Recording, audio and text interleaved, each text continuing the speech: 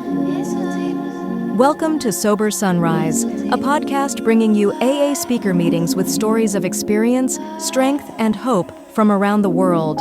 We bring you several new speakers weekly, so be sure to subscribe. If you'd like to help us remain self-supporting, please visit our website at sober-sunrise.com. Whether you join us in the morning or at night, there's nothing better than a sober sunrise. We hope that you enjoy today's speaker.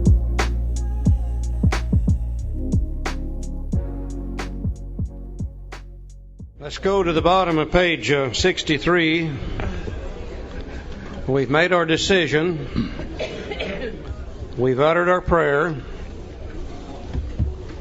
And the book says, next we launched out on a course of vigorous action, the first step of which is a personal house cleaning, which many of us had never attempted. Though our decision, step 3, was a vital and crucial step, it could have little permanent effect unless at once followed by strenuous effort to face and to be rid of the things in ourselves which had been blocking us. Our liquor was but a symptom, so we had to get down to causes and conditions. Now, we always like to stop here for just a moment and look at the time element between step 3 and step 4. We always hear people asking the question, how long should you wait after you do step 3 until you start on step 4? And we hear all kind of answers. Sometimes they'll say, well, 30 days, and maybe 90 days, or maybe 6 months. We heard a professional in the field one time counseling people to wait a minimum of 2 years. And our question back to that person was, how many people have you killed with that statement? You see, we're trying to find a way to live where we not only can be sober, but we can have a little peace of mind, serenity, and happiness. And every day that we put off and procrastinate step 4 is a day that we're still filled with resentments, a day that we're still filled with shame and fear and guilt and remorse, another day that we don't feel good. And we really don't know how many days we could go without our mind beginning to think about taking a drink. And next thing you know, we've convinced ourselves that it's okay to drink, and we end up drunk all over again. I don't know how many days I could go under those conditions, and frankly, I'm not very interested in finding out. Our book tells us when we should take step 4. Step 3 will have little permanent effect unless at once followed by this strenuous effort, which is step 4. And you know that does make sense, doesn't it? As far back as I can remember, 4 has always followed immediately after 3. Now, knowing that and knowing we might get drunk if we don't get on with step 4, why would we still tend to procrastinate? And I think 2 or 3 reasons behind it. Number 1 is fear. Some of we older members tend to play king off of the mountain with this step. And we tell the newcomer how tough it is. By God, just wait till you get to step 3 or 4, blah, blah, blah, blah. We just literally scare them to death. Let us be the first to say today that if we take step 4, according to the Big Book Alcoholics Anonymous, there is nothing whatsoever to be afraid of. And I think we're all going to see that in just a little bit. Okay, knowing there's nothing to be afraid of, then why would we still tend to procrastinate? And I think probably one of the greatest reasons is simply confusion. For years we could not see how to do step 4 according to the Big Book. And the reason we couldn't see it is the instructions are there, but they are so simple that we alcoholics, with our keen intellectual alcoholic minds, looking for something more complicated, overlook the simplicity of step 4. So in our desperation, we read over in step 5 something about sharing all your life story. And we said, oh, that's what they wanted us to do in step 4, is write our life story so we could share it in step 5. That's what I did in the beginning. Now, my life story might not have been important to others, but it must have been to me. There was 92 pages in it. I took it to another poor, suffering human being and asked them to read it, and they did. And he said, "Not very pretty, is it?" And I said, "No, it isn't." He said, "You'll never have to be that way again." He threw it in the wastepaper basket. And I learned nothing from my life story to contribute to my alcoholism. Certainly nothing new. Because everything I wrote down, I already knew it, so nothing new came out of it. And today I realize that 95% of my life story really doesn't have anything to do with my alcoholism anyhow. The fact that I was born in 1929, I don't think it's got a thing to do with my alcoholism. It may have had something to do with somebody else's alcoholism, but not mine. The fact that I graduated from high school at age 17, went immediately into the service, I don't think it's got a thing to do with my alcoholism. The fact that I was married at age 21, I don't think it's got anything to do with it. But I tell you what it did do. The 95% that had nothing to do with it very effectively covered up the 5% that did. And I learned nothing from my life story to contribute to my alcoholism. So in our desperation again, somebody in Minneapolis, Minnesota wrote a 4-step inventory guide. We took the Minneapolis guide, combined it with the big book, and got more confused yet. Somebody in Dallas, Texas wrote a 4-step inventory guide. We took the Dallas guide, combined it with the Minneapolis guide, combined it with the big book, and got more confused yet. Have no idea how many are floating around today.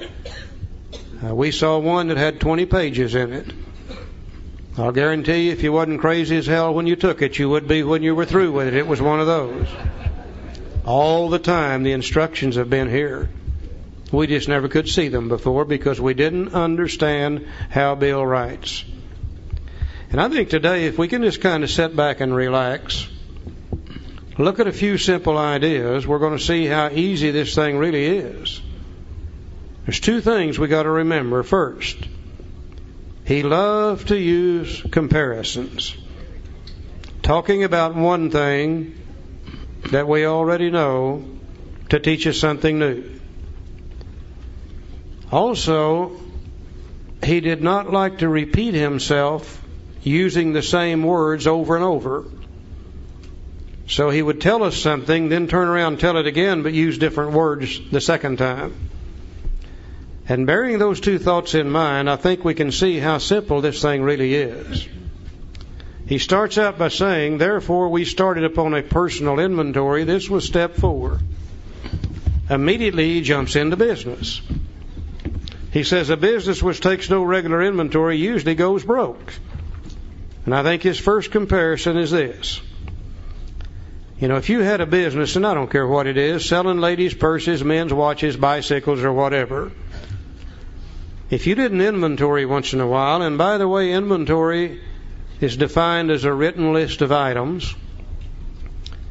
If you didn't go in there and make a list of the things that are in there, you wouldn't know what's been stolen that you didn't get paid for. If you did an inventory once in a while, you wouldn't know what's been sold and you need to reorder to put new stock in its place. If you did an inventory once in a while, you wouldn't know what's become damaged. Nobody wants to buy it. It's sitting there taking up valuable floor space day after day after day. You're probably paying interest on borrowed money to put it in there in the first place. If you did an inventory once in a while, you wouldn't know what's become out of style. You need to put it on sale so you can get it out of the store to put something new in its place. If you had a business and you did an inventory once in a while, you probably would go broke, and I think we can all see that. Okay, in our personal lives, we have a business too. Greatest business in the world for us. And it's the business of finding a way to live where we can have a little peace of mind, serenity, and happiness so we don't have to go back to drinking. And if we don't inventory in our personal business, chances are we're not going to find what's damaged and unsaleable in our heads that's going to cause us to go broke too. And going broke for us is simply going back to drinking. So whether we're dealing with a personal business or a business, in either case, we would probably go broke without the inventory. Now then, he's going to tell us how to take a business inventory. He says, taking a commercial. Now, dad burn him, he could have said business again, couldn't he? But he'll use the word commercial, which means the same thing. Taking a commercial inventory. Now, Joe, up here on the screen, and you also have it in your handout material, we're going to have a little picture up here that's going to be called inventory comparison. I think it's step 5 in your handout sheet. On one side says business, the other one says personal. And we're going to take a few key words out of the big book and put it under business. He said taking a commercial inventory is a fact finding, and we're putting fact finding under business. And a fact facing process, we're putting fact facing under business. It is an effort to discover the truth, and we're putting truth under business, about the stock in trade, and we're putting stock in trade under business. The stock in trade is what's in there to sell. The ladies' purses, the men's watches, the bicycles, or whatever. One object is to disclose damaged or unsaleable goods, and we're putting under object, under business, disclose damaged or unsaleable goods. To get rid of them promptly and without regret. And we're putting promptly and without regret under business. In other words, we're going to go in there and we're going to try to find the facts. When we find them, we're going to face the facts. We're looking for the truth about the stock in trade. We're trying to find the damaged and unsaleable goods. The good items will not cause us to go broke. Oh, they resell every day and we're making money off of them. The damaged and unsaleable goods, they're the ones that's blocking the floor space and the shelf space and costing us money. When we finally find them, we're going to try to get rid of them promptly and without regret. We can't put anything new in their place until they're gone. We're trying to find the stock in trade that's damaged and get it out of there. If the owner of the business is to be successful, he cannot fool himself about values. He's got to be honest. Once in a while he'll try to fool himself. He'll say, well, the reason these ladies aren't buying these purses is they just don't understand what's good for them. You know, he made the decision to buy them. He hates to admit that he made a mistake. And he may keep them in there longer than he should, and if he does, it's going to cost him money every day. Is there anybody in here would have any problem with what he's told us about the business inventory? That we're going to try to find the facts. When we find them, we're going to face them. We're looking for the truth about the stock in trade. We're looking for the damaged and unsaleable goods. When we get rid of them, when we find them, we're going to get rid of them promptly and without regret. Always looking for the stock in trade that's damaged. Anybody got any problems there? Okay, now watch him. He used a series of words to tell us how to take our personal inventory, which means basically the same thing. He said we did exactly the same thing with our lives. We took stock honestly. So we go to step 4, and step 4 says, now we're under personal on the right-hand side of the sheet. Step 4 said we made a searching. And we're putting searching straight across from fact-finding. They mean the same thing. To find the facts, to search out the facts. We made a searching fearless. And we're putting fearless straight across from fact-facing. They mean the same thing. To face the facts, to fearlessly look at them. We made a searching fearless moral. And there's where we got in trouble. We said, oh damn. There's that list of dirty, filthy, nasty items. And we don't want to look at them, and we sure as hell don't want to show them to anybody else. Now, I'm not sure what all Bill Wilson knew. But I know one thing, this guy understood the English language. And I really believe that if he'd wanted you and I to make a list of dirty, filthy, nasty items, he would have said we made a searching and fearless amoral or immoral inventory. He didn't say that. He said moral. Bugged the hell out of us. Till eventually we went back to the dictionary. Do you know what the word moral is defined as? Truth. Things as they really are. The right and wrong of any given situation. The truth about things. So truth and moral mean exactly the same thing. We made a searching and fearless moral inventory of what? Of ourselves. We're the only stock in trade that we have in this business of staying sober. Nobody else can make us sober, and nobody else can make us drink. Oh, I'll agree, they can make us thirsty as hell once in a while, but they can't make us drink. We decide whether we drink or not. Now, what part of us decides whether we drink or not? Is it our body or is it our mind? The real problem of the alcoholic centers in the mind. So we're going to look inside ourselves, in our minds, and we're going to find those flawed thinking processes, which is the damaged and unsaleable goods, that block us off from God. Now, we've made a decision to turn our will over to God. And as long as our mind is filled with damaged and unsaleable goods, then God can't direct our thinking. We're going to have to find them, and after we once find them, then we're going to get rid of them promptly and without regret. And when those flawed thinking processes leave our minds, then our mind is opened up for God's thinking to enter. But it's only after they're gone that God can enter. Now, there are three common manifestations of a life run on self-will, and we've already talked about them. The flawed thinking processes in our mind that blocks God out are resentments, fear, guilt and remorse associated with the harms done to other people. And as long as our mind is occupied with those thoughts, then God's thoughts can't come in. It's just that simple.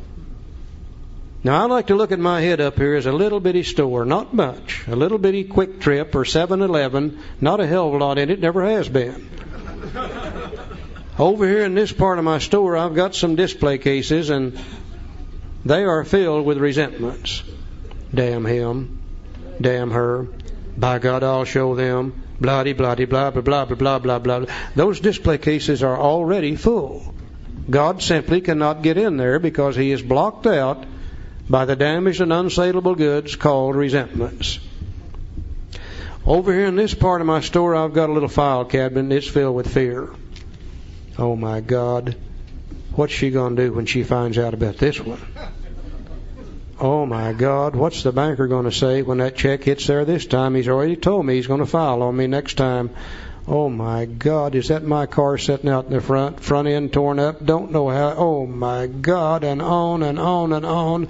God can't get in there. He's very effectively blocked out by those fears. Back here in the back of my store, I've got a little file room, and it's full of guilt and remorse. God dwells in each of us. We know the difference between right and wrong. We do these things that hurt other people. We're scared to death what they're going to do when they find out, and the guilt and remorse begins to eat us up. God can't get in that storeroom. He's already blocked out of there. Have an emergency phone call, Charlie. Have an emergency phone call for whom? Pam or Paul Madison. Who? Pam or Paul Madison. Pam or Paul Madison. Okay. Back at the tape cable back at the back. I hope everything's all right. Yeah. Now, if I want God to direct my thinking, then I'm going to have to do something about the removal of these resentments and these fears and this guilt and remorse. And if I can remove them, then God's thinking can enter into my mind and direct those portions of my mind where He was effectively blocked out.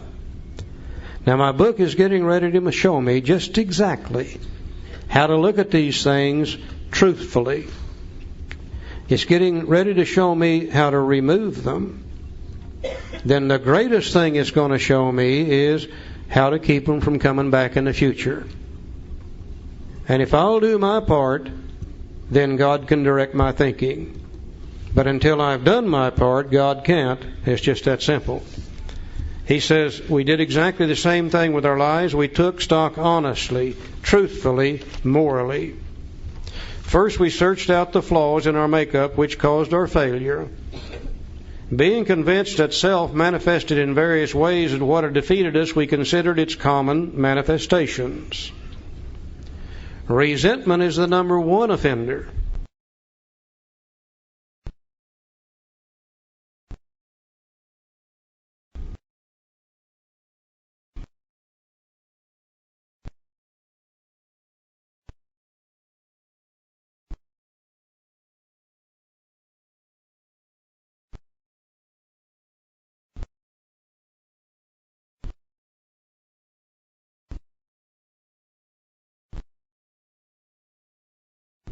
It destroys more alcoholics than anything else.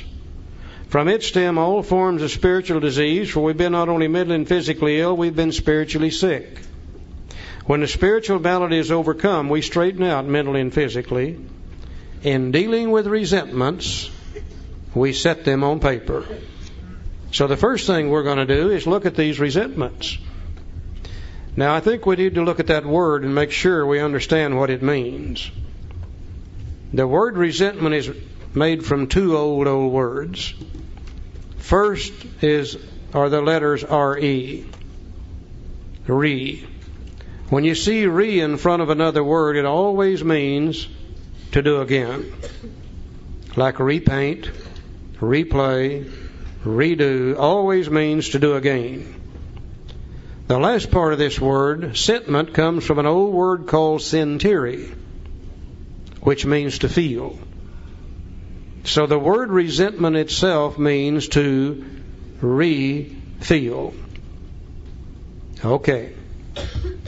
Let's say we're going through life, which we do on a daily basis, remembering always that everybody has got self-will. That's one of the problems. It's standard equipment. Everybody's got self-will. From time to time, other people get sick in self. Maybe their social instinct is out of kilter. Maybe their security instinct or their sex instinct is fouled up. And they do something to me that threatens one of my basic instincts of life. Maybe they put me down in the eyes of other people, and it threatens my self-esteem. Maybe they do something to threaten one of my personal relationships. Maybe they rip me off and steal my money from me. Maybe they do something to interfere with my sex life. Or maybe they do something that threatens one of my ambitions for the future. Now, when they do that, that's a wrong on their part for doing so. That's not a resentment. It doesn't become a resentment till I go over in the next room, or I go home that evening, and I replay that thing in my mind, and I feel the pain the second time. The first time they did it to me hurt me, but when I go over here and replay it and feel the pain the second time, then I'm doing it to myself now. They did it to me the first time, but I'm doing it the second time. And after a while, I'll replay it again. And I'll feel the pain the third time. And what I found in my life is I'm not always completely honest with me. Because it seems as though when I replay this thing, each time I tend to change it just a little bit. And I tend to make what they did to me just a little bit worse. I tend to make what I did just a little bit less. I tend to make the pain just a little bit deeper. And you let me play it over in my head enough times, after a while I can say to myself, I was just standing there doing nothing. And they come along and did it to me.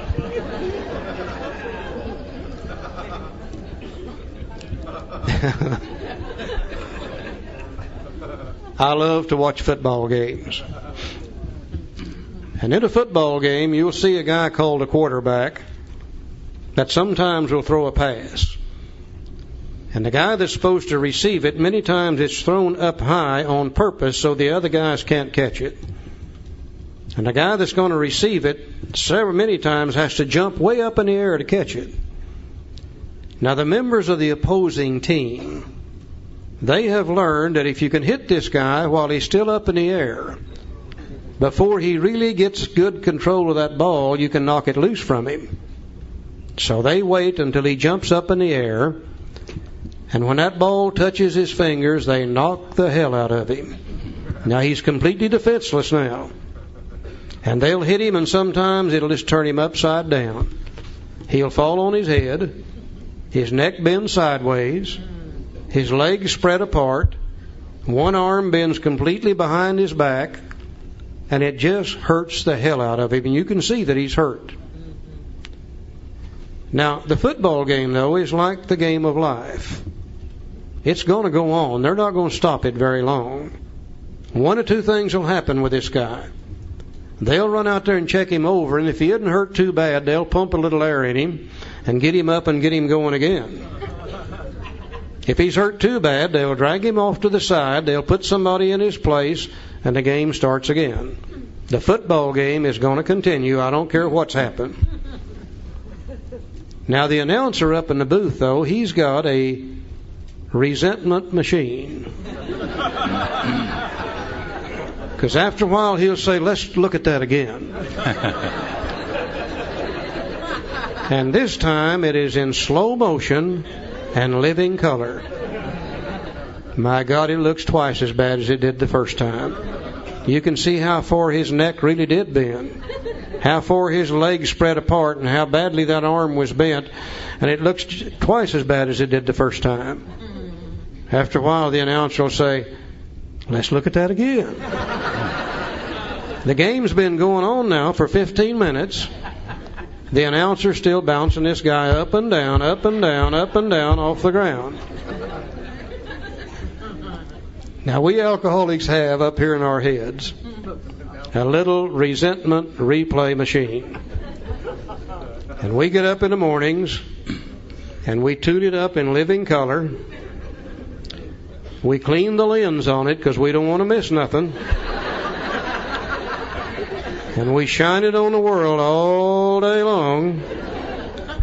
And we record everything they do to us that's bad. And we go home at night and sit down and play it over in our head and make ourselves sick and blame it on them. Now, once in a while we have a bad day. Once in a great while, they won't do anything to us. That's a bad day for an alcoholic. We've got our machine cleaned up, the lens is clean, tuned up, we shine it on the world, and nobody will do anything to us. We don't have anything bad to record. Don't record nothing good. Do you know what we record those days? By God, we record what they're thinking. That's what we do. We go home at night, play it over in our head, and make ourselves sick.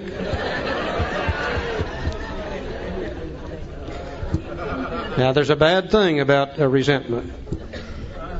Because each time you play it over your head, each time you throw it out there, after a while, it turns around, it comes back at you. And when it comes back at you, it comes back as self-resentment. And we begin to resent ourselves for being in a position to have those things happen to us. And after a while, self-resentment turns to self-pity. And that's the sickest that a human being can be up here in their head, is to be filled with self-pity. And we alcoholics love self-pity.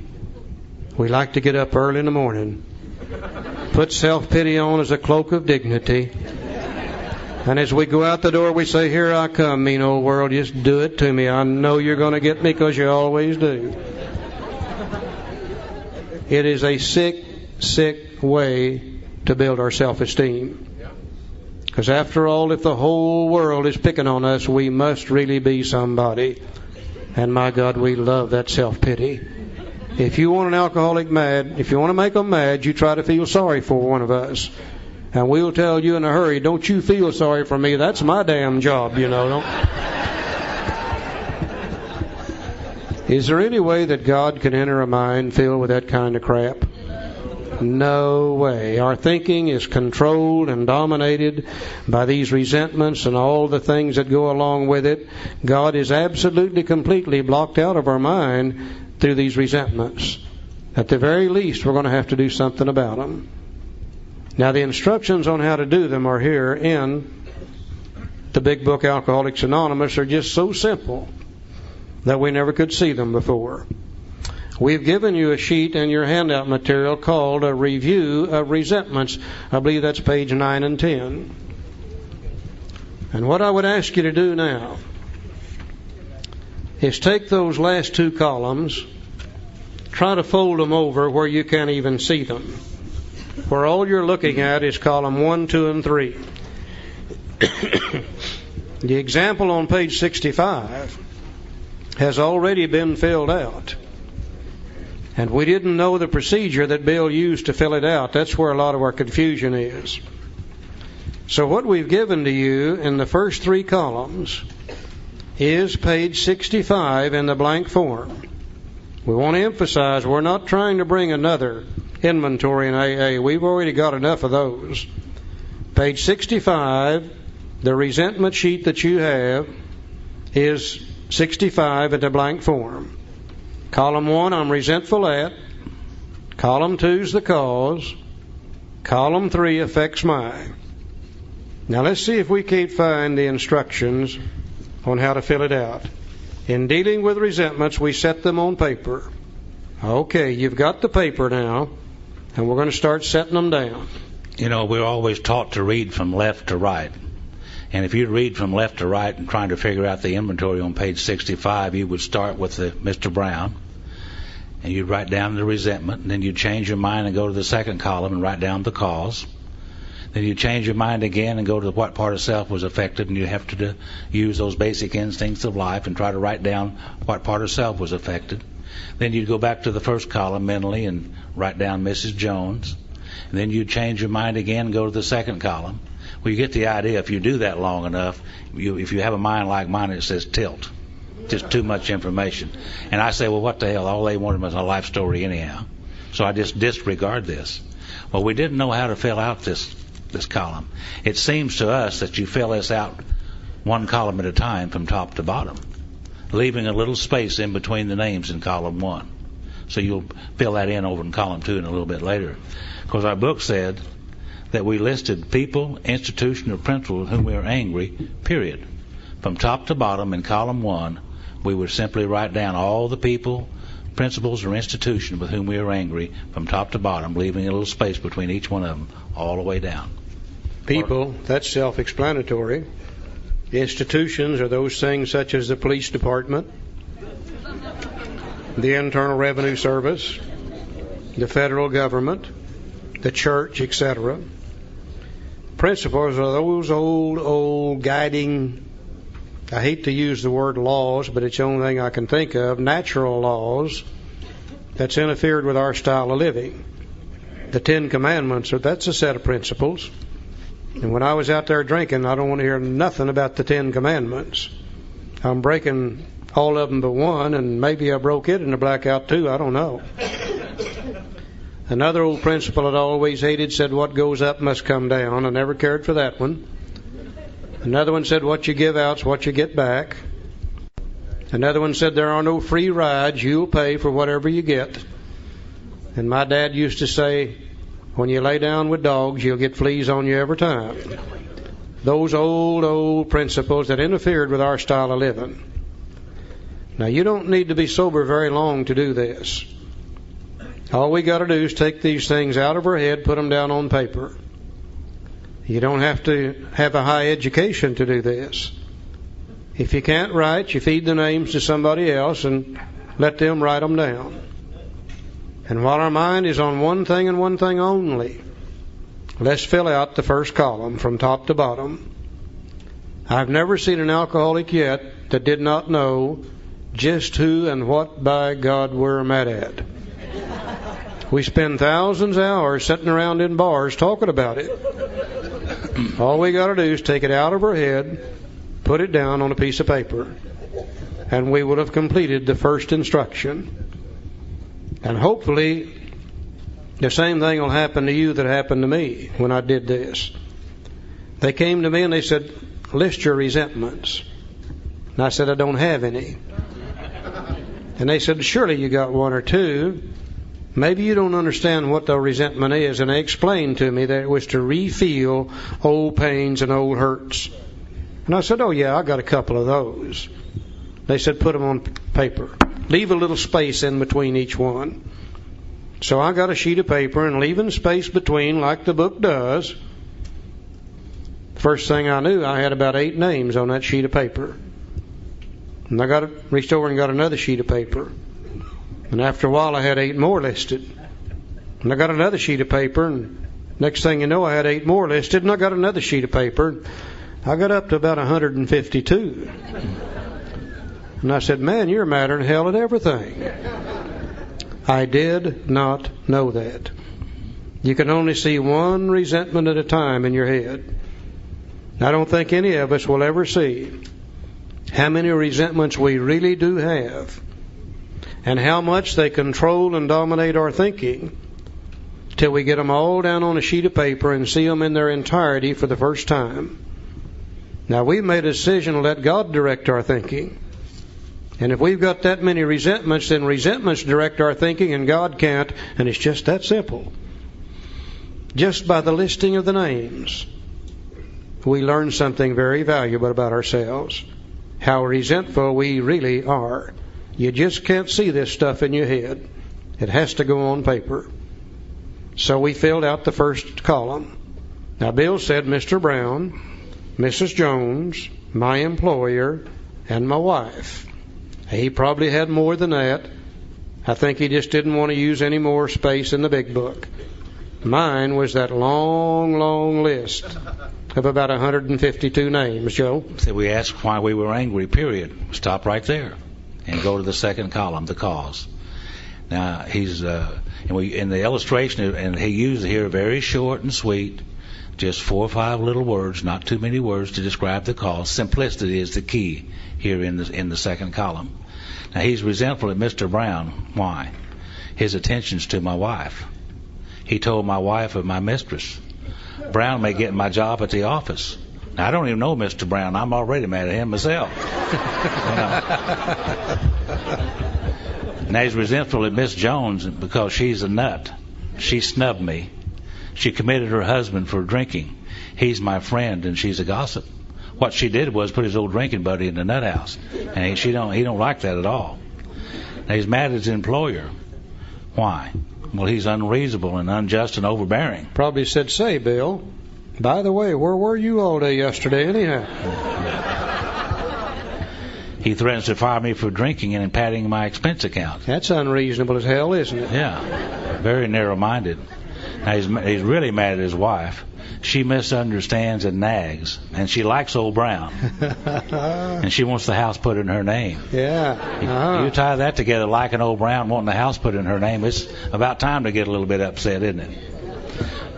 So simply in the second column, we just write down, we ask ourselves why we were angry beside each name one at a time, using 4 or 5 little words to describe the cause. There may be one cause or there may be 2 or 3 causes, but we simply write them down in the second column.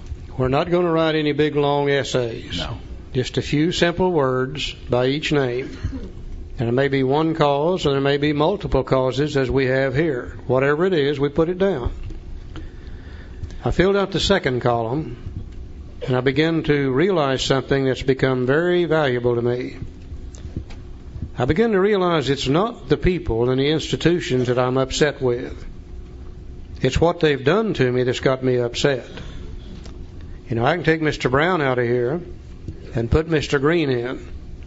I'll be just as upset with Green as I am with Brown if he does the same thing to me. I could take Mrs. Jones out of here and put Mrs. Smith in. If Smith does the same thing, I'm going to be just as upset with her as I am with Jones. Well, I could take my wife out of here and put my mistress in. And if she does the same thing, I'll be just as upset with her. I begin to realize it's not them that's got me upset. It's what they've done to me that's got me upset. Now, the reason that's valuable is because of this. I'm getting ready to start out on a lifetime-changing process to develop the best possible relationship that I can with the world and everybody in it, so I can have maximum peace of mind and serenity. A part of that relationship is a little later on in my program, I'm going to have to go to a bunch of people and ask them to forgive me for what I've done to them. By the same token, I'm going to have to forgive others for what they've done to me.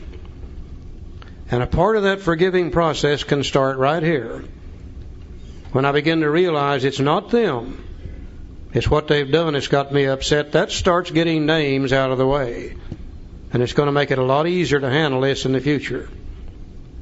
So I filled out 2 columns now. Number 1, I learned how resentful I really am, how much that blocks me from God.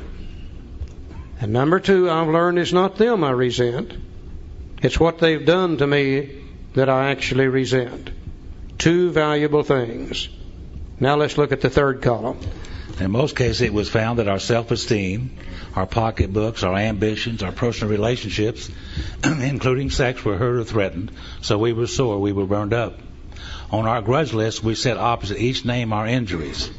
Was it our self-esteem, our security, our ambitions, or our personal or sex relations which had been interfered with? We were usually definite as this example. And again, using that information that we got from the basic instincts of life, we simply fill out the 3rd column. What part of self was affected by that? What basic instinct was threatened by the actions that those people did? I can't be upset with you unless you've done something to threaten one of these basic instincts of life. If you threaten my social instinct in any way, my self-esteem, my personal relations, etc., you're going to upset me and make me angry. If you threaten my security, either material or emotional, you're going to upset me and make me angry. If you threaten my sex life in any way, you're going to upset me and make me angry. And as I begin to fill out the 3rd column and put down the part of self that is affected, in most cases I begin to see a pattern develop. Maybe beside each name I'm putting down self-esteem. Maybe I begin to see my main problem is self-esteem. Maybe I'm putting down security. Maybe I see where my main problem deals with security. Maybe I'm putting something under sex each time. I begin to realize that the sex thing is my main problem. I begin to see which part of self really does stand out. Probably going to be a combination of all 3. But I can certainly see which part of self really does predominate and stand out when I keep seeing it appear over and over and over and over again. When I filled out the 3rd column, here's where I've learned something that I think is the most valuable thing I ever learned about me. As I filled out the 3rd column for the first time in my life, I could see where anger comes from. I've always had a problem with anger. I've always acted and reacted with anger. I would do something that would hurt other people. I would be ashamed of it. I'd say, I'll never do that again. I'll turn right around, get angry, do it all over again. You can't do anything about a problem until you understand the problem. I never did understand where anger come from. I always thought it was just one of those feelings that flitted into your mind. You could do nothing about it. Today I realize that anger comes from a threat to one of these basic instincts of life. Now, if my basic instincts are under control at the level that God intended, if my relationship with God is okay, you can do about anything you want to me, and I'm not going to experience anger over it. But I'll guarantee you, if my instincts are out of control, my relationship with God is not right, about anything you do to me that threatens a basic instinct creates anger. And I romp and stomp and raise hell with you and everybody around you. You know, this lady that I'm married to today, hopefully I can introduce you to her tomorrow. She's here with us this weekend. Beautiful lady named Barbara. If there's any such thing as a black belt Al-Anon, she's one of them. She's got now about 31 or 32 years in the Al-Anon Fellowship. Great, great program. But Barbara is like all human beings. She has self-will too. Now, once in a great while, she'll get sick in self. Al-Anons do that once in a while. Not too often, but once in a while. And she'll do something that threatens one of my basic instincts of life. And when she does it, it hurts. Now, I found that if my relationship with God is right and my instincts are at the level God intended, I'm able to say, well, the poor old thing.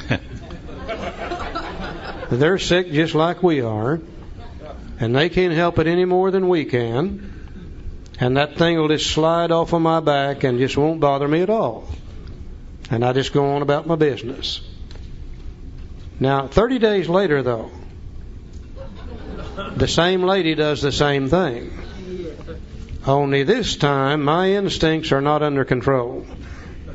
And my relationship with God's not right today. And I react to what she did with anger. And I romp and I stomp and I raise hell with Barbara and everybody around me all day long. The same lady did the same thing.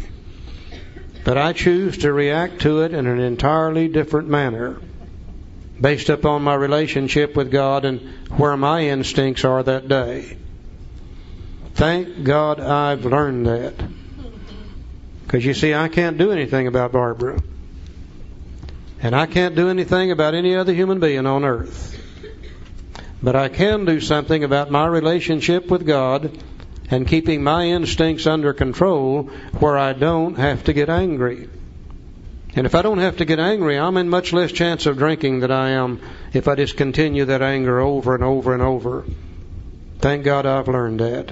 One of the best pieces of information I ever found. Now, we have filled out 3 columns.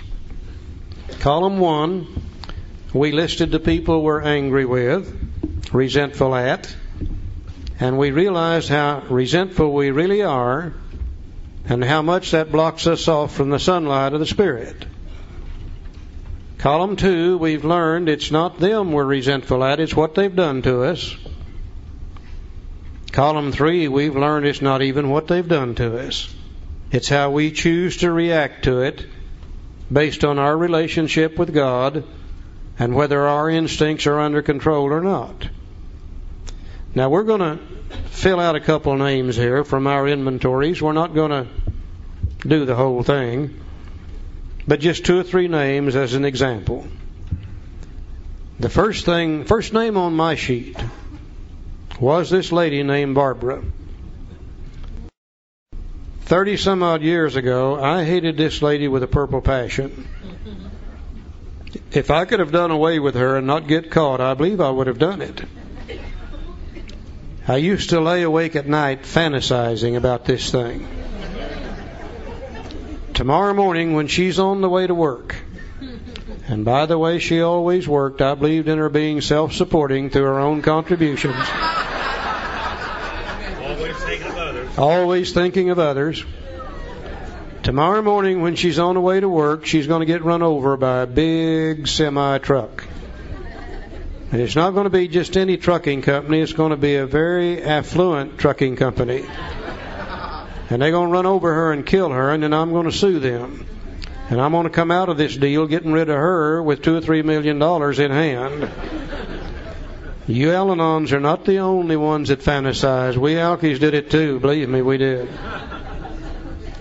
Second name on my sheet was the Internal Revenue Service. God, I hated those people with a purple passion. Just mention their name, and I began to froth at the mouth immediately. Joe, what was the first name on your inventory sheet?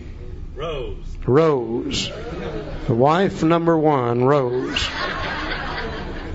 Now, it's just that simple.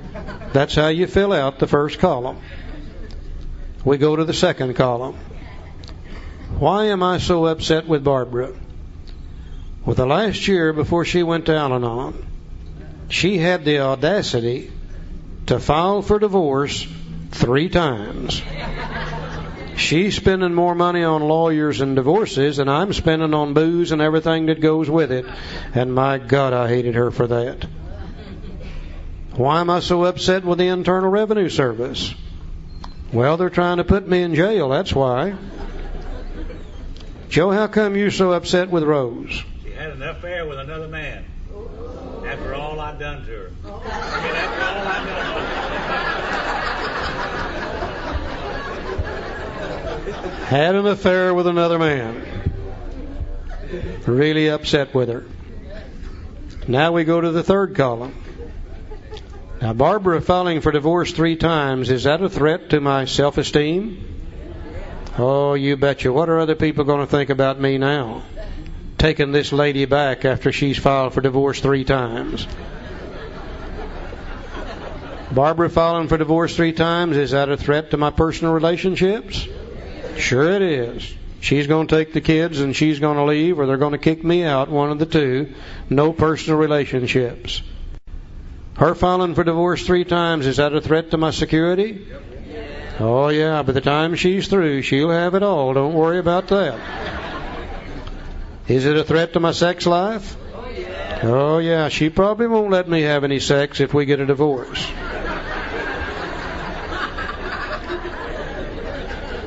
Internal Revenue Service trying to put me in jail. Is that a threat to my self-esteem? What are people going to think about me after this deal's over with? Is it a threat to my personal relationships? They're not going to let me have any relationship with my wife and children if I'm in jail. Is it a threat to my security? Oh yeah, they're going to take every penny I've got by the time it's over with. Is it a threat to my sex life?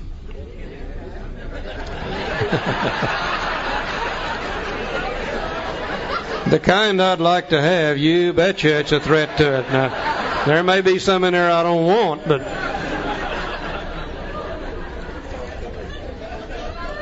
old Rose having an affair with another man. Is that a threat to Joe's self-esteem? Is it a threat to his personal relationships?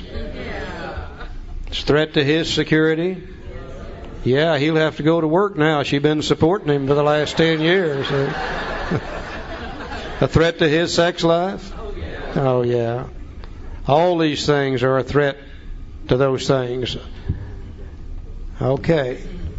When we have finished out these 3 columns, and we've been able to see column 1, how many resentments we have, column 2, the cause of the resentment, column 3, the part of self that was affected, and we've learned valuable information about ourselves just by filling out those 3 sheets.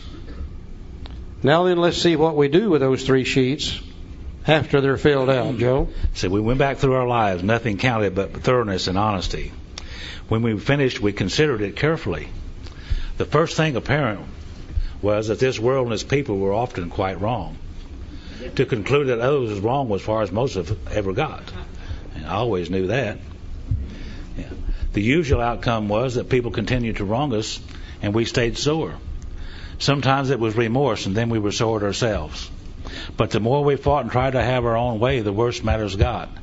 As in war, the victor only seemed to win. Our moments of triumph were short-lived. Now, it's plain that a life which includes deep resentment leads only to futility and happiness. To the precise extent that we permit these, do we squander the hours which might have been worthwhile. And I read that last statement, and I stopped. And I tried to look back in my life and see how much time I've squandered in resentments. Now, I don't know about you guys, but I know about me. And when I've got a good resentment churning around up here in my head, I'm pretty well paralyzed from doing anything worthwhile.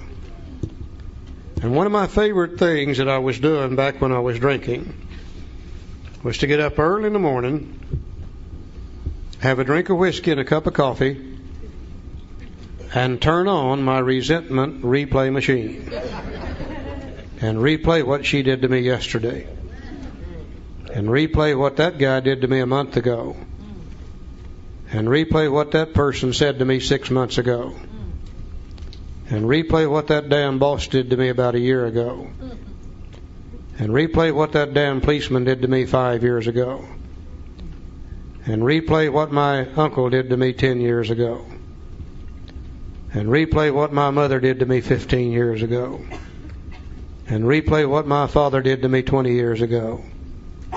And it took me just about an hour to run through that tape. And I loved every moment of it. When that tape would run out, I'd have another drink of whiskey and another cup of coffee. And I would turn on my get even machine. Now, by God, the next time she does that, I'll do this and she'll do that, and Socko, I'll put it on her. They're not going to treat me that way. And it took me just about an hour to run through that tape. And I loved every moment of it. When I came into AA, I found out the only difference was I wasn't taking the drink of whiskey. I was having a cup of coffee, turn on the resentment replay machine, run it for an hour. Another cup of coffee, turn on the get even machine, run it for an hour. I have spent literally thousands and thousands and thousands of hours in resentments. And as far as I can tell, they've never done me any good whatsoever. They certainly never made me any money. They never made me feel better. They only made me feel worse. They never straightened up a relationship with another human being. It only made them worse and worse and worse. And as far as I can tell, that was absolute, complete, wasted time. Now, as a human being, I really believe today that I'm allotted just so much time to be here on earth. And I'm beginning to approach the end of mine. And for the first time in my life, not only am I sober, but I am peaceful, happy, and free. For the first time in my life, I'm sober and I feel great. I didn't know that you could be sober and feel as good as I feel today. What little time that I have left, I want to enjoy every moment of it. I don't want to waste any more time in resentments or anything else that blocks me off from God. I want to enjoy every moment of every day that I've got left. I simply do not intend to waste any more time in resentments. They block you off from God. They block you off from your fellow man. They just make you sicker and sicker and sicker. And what time we spend in them is an absolute waste of time. That's one of the worst things about a resentment. Wasting what time we have left in resentments. But that's not the worst thing. Here's the worst thing about a resentment. He said, but with the alcoholic whose hope is the maintenance and growth of a spiritual experience, this business of resentment is infinitely grave. We found that it is fatal. For when harboring such feelings, we shut ourselves off from the sunlight of the Spirit. The insanity of alcohol returns when we drink again, and with us to drink is to die. That's the worst thing about a resentment. When we've got a good resentment churning around in our head, we don't feel good. We're blocked off from God. And after a while, the mind, wanting to feel better, begins to think about the sense of ease and comfort that comes at once by taking a couple of drinks. Next thing you know, we become insane. We convince ourselves it's okay to drink. And we end up taking a drink and we trigger the allergy and we end up drunk all over again. That's the worst part about a resentment. The book says if we were to live, we had to be free of anger. The grouch and the brainstorm were not for us.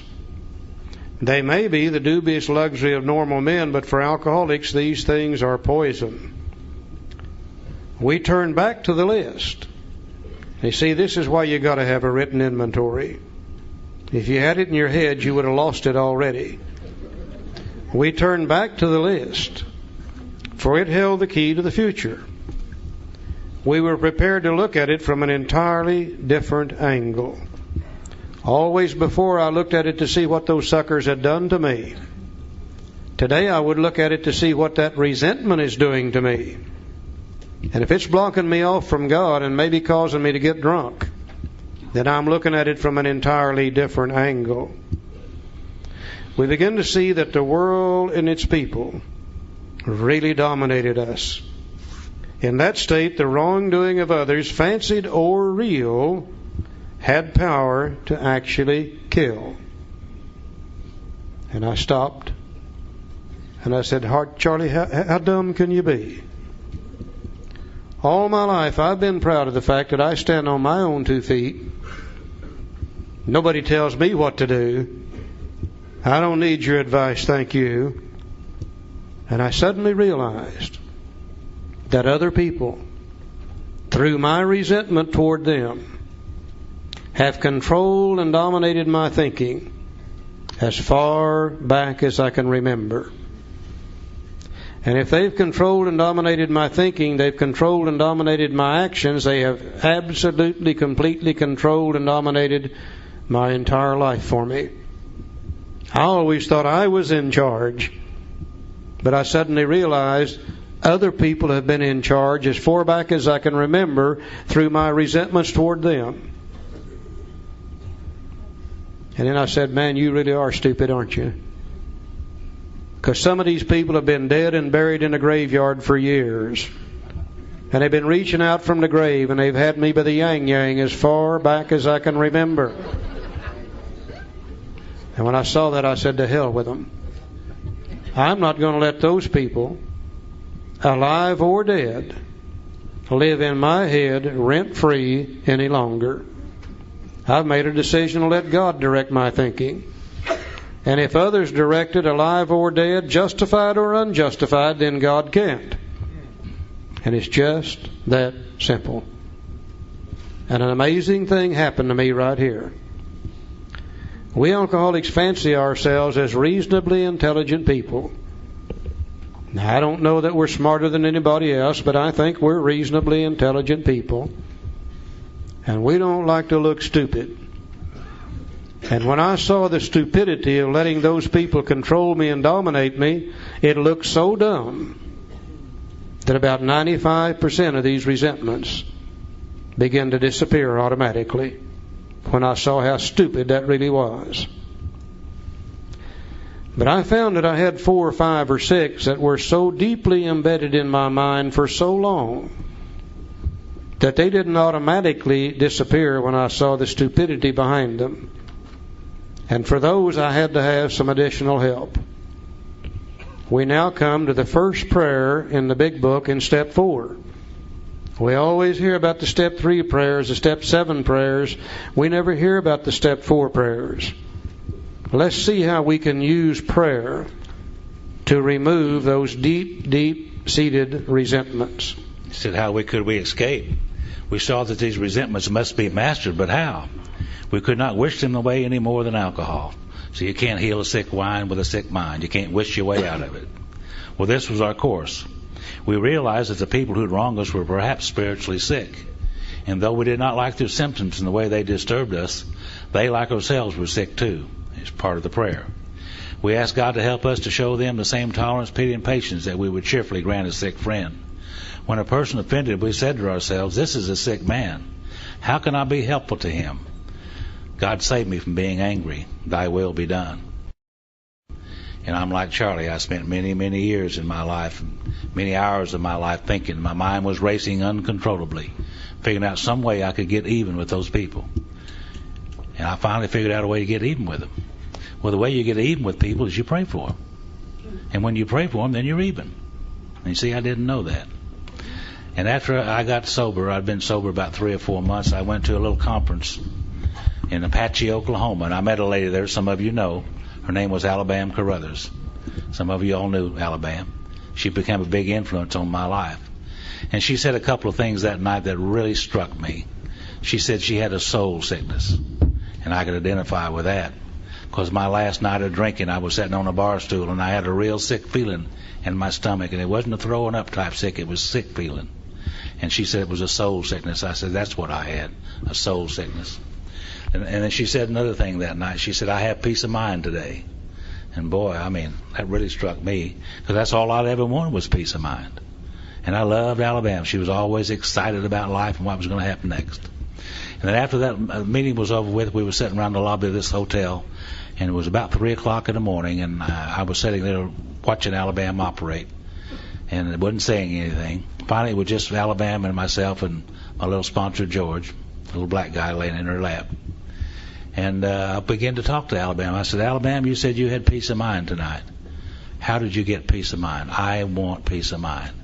And she said, well, Joe, tell me what's going on in your mind. And I told her how I was going to meetings and going to meetings and going to meetings. But that night I'd go home and lay down and my mind would fly over and I'd begin to think about all those situations that we talked about. And she said, well, Joe, you're just full of resentments. And I said, what is a resentment? See, I didn't know. She said a resentment was old angers and old hurts that are refelt over and over and over again. And all that anger that you intended to use up on them, you're turning it on yourself and making yourself sick and blaming it on them. She explained that to me, and it took a while for me to understand. Finally, I did. And I said, well, is there any solutions for these? And she said, yes, there is. This happens to be. And she referred to page 67 and showed me this information here. And she said, some of those deep-seated resentments like you have, you're going to need some additional help. And she said on page 551 of this book is a story of a lady who had those deep-seated resentments. And if you turn to that page in the book, she said, we'll read and see what they had to say.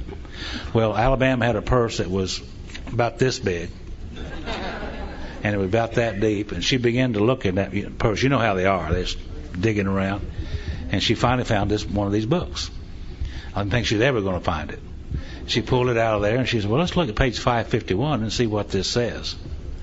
So I turned over to page 551 in her book, and on the third paragraph, she said, this book says that I've had many spiritual experiences since I've been in the program. Many that I didn't recognize right away, for I'm slow to learn and they take many guises. But one was so outstanding I like to pass it on whenever I can in the hope that it will help someone else as it helped me. As I said earlier, self-pity and resentment were my constant companions, and my inventory began to look like a 33-year diary, for I seemed to have a resentment against everybody I'd ever known. All but one responded to the treatment suggested in the steps immediately. All but one automatically began to disappear when she saw how dumb they really were. But this one posed a problem. It was against my mother, and it was 25 years old.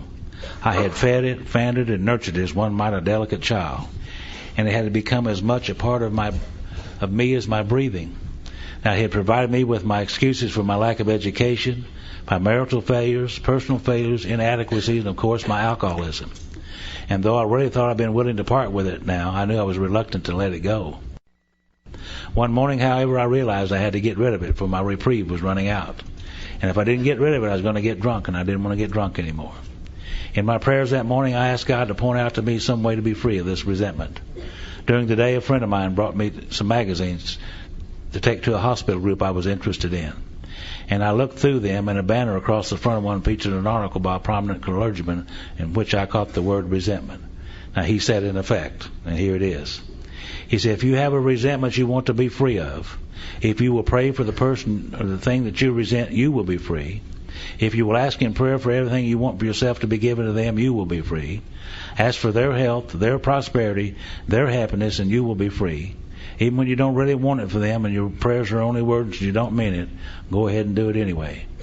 Do it every day for 2 weeks and you'll find that you come to mean it and want it for them, and that you will realize that where you used to feel bitterness, resentment, and hatred, you now feel compassion, understanding, and love. Well, I went home after that meeting, and I got in my bed that Sunday night, lay down, and my old mind flipped over again and started racing uncontrollably. And I said, well, I think I'll pray for those people. So I started praying for those people that night, and my list got longer. The next day I prayed for those people again, and that afternoon I prayed for those people, and that night I prayed for those people. And I don't know how long it went on. It was 2 or 3 weeks or more. I don't know. But it seemed like I was in constant prayer for day and night, praying for those people. I don't know exactly what happened, but I do know that one morning, it was one of the beautiful spring mornings we have in Oklahoma, and I got stuck in this stoplight. Just the length of a stoplight is what happened. I looked over at that beautiful house sitting over there, and the grass was so green, it was just beautiful. The greenest green I'd ever seen. The tulips were in full bloom, red and yellow. The little squirrels were in the trees, and the birds were in the trees whistling, and it was just a beautiful morning. And I thought to myself, my God, how long has it been since I've seen that? You know, I could not remember. I could not remember. And when this book talks about being cut off from the sunlight of the Spirit, I really do know what that means. I really do. Because that morning it was so vivid. Now what happened was that those people did not change, but my thoughts and feelings toward them did change, you see. And has never returned again. thank God for this program called Alcoholics Anonymous. I've been there, and I don't want to ever return again. I think the reason this works so well is prayer for another human being, prayer for their welfare and their happiness. It's probably one of the greatest expressions of love that one human being can have for another. And love and hate can't exist on the same plane. And as we pray for that human being, asking that God give them in their life the same thing we want in ours, peace of mind, serenity, happiness, etc., over a period of time, that resentment will begin to disappear.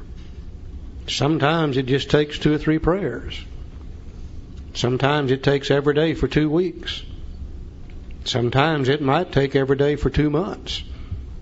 But if we will consistently do it, we will find sooner or later that resentment is replaced with love, and the resentment disappears. Now, if you've got a resentment that you don't want to get rid of, for God's sake, don't pray about them. Because if you do, you're going to lose it. I know. I speak from experience. You know, I had a guy that I really, really, really resented. And again, I think I would gladly have put him away if I could have gotten by with it without getting caught. And when I got to this part of the inventory, I went to my sponsor. Now, this is going to be one of those take it to the grave resentments. I had no desire to remove it at all. And I'd worked on all the others, but this one just stuck in there. And I went to my sponsor and I told him about it, and he said, "Charlie, you've got to get rid of that resentment." And I said, "I don't want to get rid of this resentment." He said, "Well, that's beside the point." He said, "If you don't get rid of it, sooner or later it's going to get you drunk." And in my smart mouth I said, "Well, how in the hell do I do it?" And he said, "Let me show you." And he took me to this prayer too. And he said, "Now read that and go home and do what it says, and you'll get rid of that resentment." And I went home and got down on my knees, which again I very seldom did in those days. And I said, "God, I want you to give that son of a bitch everything he deserves." And that's the only prayer I had for him that day. And I prayed again and again and again, and 3 or 4 or 5 days later, I don't know when, I found myself saying something I didn't really mean to say. I found myself saying, "God, give him in his life what I want in mine. The same peace of mind, serenity, and happiness that I seek for myself." And 4 or 5 or 6 or 7 days later, I don't know when, I woke up one morning, and that resentment was gone, completely gone. And it's never returned since that date. And I think the irony in the whole situation is it wasn't 30 days later. This guy moved in as my next door neighbor. This thing really does work. See, what I learned from this experience is that love is forgiving, and love is forgiving, you see. Now just think, this old head up here, that these display cases over here were filled with resentments, has now been emptied out. The resentments, the damaged and unsaleable goods called resentment, has now been removed from my mind. Now when that happens to me, there's another natural law that applies that says nature abhors a vacuum. No such thing as a vacuum or void. There's always something trying to rush in and fill it up. If those resentments disappear, God's not going to leave another hole in my head. I got enough of those already. They will have to be replaced with something else. And the only thing that can replace them will be the opposite of them. Where my mind used to be filled with resentments, that portion of it is now filled with love, patience, tolerance, compassion, and goodwill toward my fellow man. That's God's thinking. My thinking was the resentment. God's thinking is love, patience, tolerance, compassion, and goodwill. And that part of my mind is now filled with God's thinking. You see, there's nothing negative here at all. This is a positive happening. In part of my mind, I've now got peace of mind, serenity, and happiness. Much less chance of drinking now than I was when I started the inventory process. And what really blew my mind is this. I didn't have to go to any other fellowships, and I didn't have to read any other books to find love, patience, tolerance, compassion, and goodwill. If God dwells within me, and my book says He does, then that's always been a part of my makeup. I just never could use it before. In my chase for money, power, prestige, sex, and what I thought were the good things of life, those thoughts had to be repressed to let me operate on the level I wanted to operate on. But now that resentments are gone, they automatically come to the surface. I've never seen anything like this before. I don't really understand how this works. I simply know that if I do the simple things the book tells me to do, this happens automatically, and resentments are replaced with love, patience, tolerance, compassion, and goodwill toward my fellow man. But it would do me no good to get rid of resentments if I didn't know how to keep them from coming back. Because the world is full of sick people, and they're going to do it to me again tomorrow. And if I'm not careful, I'll resent. And it seems as though I don't get just one. When I get one, let me play with it just a little bit, and then I've got two. And let me play with those two, and then I've got 10. And the next thing you know, I'm a basket case, and I'm sick all over again. I've got to do one more thing. Let's unfold those last two columns on your inventory sheet. And let's go to page 67, and we'll see if we can't find the information to fill out the last two columns. In the second paragraph on page 67, it says, referring to our list again. See, you got to have a written inventory. This is the second time we've had to go back to it now. Referring to our list again, putting out of our minds the wrongs others had done, we resolutely looked for our own mistakes. Uh-oh. We've never done this, have we? We've always looked to see what they did. We've never looked to see what we did. Where had we been selfish, dishonest, self-seeking, and frightened?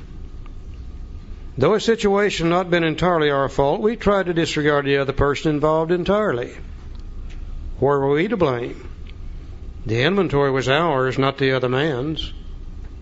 When we saw our faults, we listed them, we placed them before us in black and white. We admitted our wrongs honestly and were willing to set these matters straight. So we go to the fourth column. And if you'll notice, the heading on the fourth column said, what did I do? Putting out of mind the wrongs others have done, I resolutely look for my own mistakes. What did I do, if anything, to set in motion trains of circumstances which in turn caused people or institutions to hurt me and eventually led to my resentment of them for doing so? So I went to column 4, and I looked at this lady named Barbara, and I said, now Charlie, you forget what she did. You forget her filing for 3 divorces. What did you do, if anything, to set that in motion? And it took me just about 5 seconds to realize that if I hadn't been out there screwing around, she probably wouldn't have caught me. And she probably wouldn't have filed for divorce in the first place. Took me another 2 or 3 seconds to say to myself, well, if I hadn't been sneaking around behind her back, lying to her all the time, completely dishonest with her, she probably wouldn't have filed for divorce in the first place. Another 3 or 4 seconds, and I was able to say to myself, well, if I hadn't been blowing all of our money on booze and what I think was important, she probably wouldn't have filed for divorce in the first place. And I began to realize why I loved that resentment. Because you see, when I could concentrate on her filing for divorce and play that over and over and over and over in my head, gradually distorting the picture every time I played it over, making what she did a little bit worse and what I did a little bit less, and let me play it long enough, I could gradually transfer all blame to her and make myself as pure as the driven snow. And it was all her damn fault in the first place. I thought, my God, Charlie, have you done that with any other resentments here? I looked at the Internal Revenue Service. I said, now forget what they're doing to you, trying to put you in jail. What did you do, if anything, to set in motion the fact they're trying to put you in jail? Why, it didn't take 2 seconds to be able to say if I hadn't been cheating on my income tax, they wouldn't have been trying to put me in jail anyhow. And rather than look at what I had done to them, I had played it over and over and over and over, distorted the picture, transferred all blame to them, made myself as pure as the driven snow. That way I could continue through life doing what I wanted to do and never have to look at me, because after all, it's all their fault in the first place. Showing this resentment against Rose, what did you do, if anything, to set that in motion? Charlie was out there screwing around, but I was committing adultery. Okay.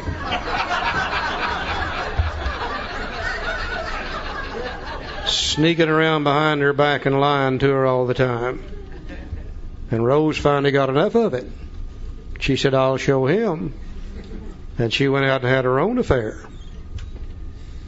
And Joe had, over a period of time, played that resentment over and over. Gradually transferred all blame to him, or to her. Made himself as pure as the driven snow. I went down through my list of resentments. I never found a name on there that I hadn't done something to them to set this thing in motion.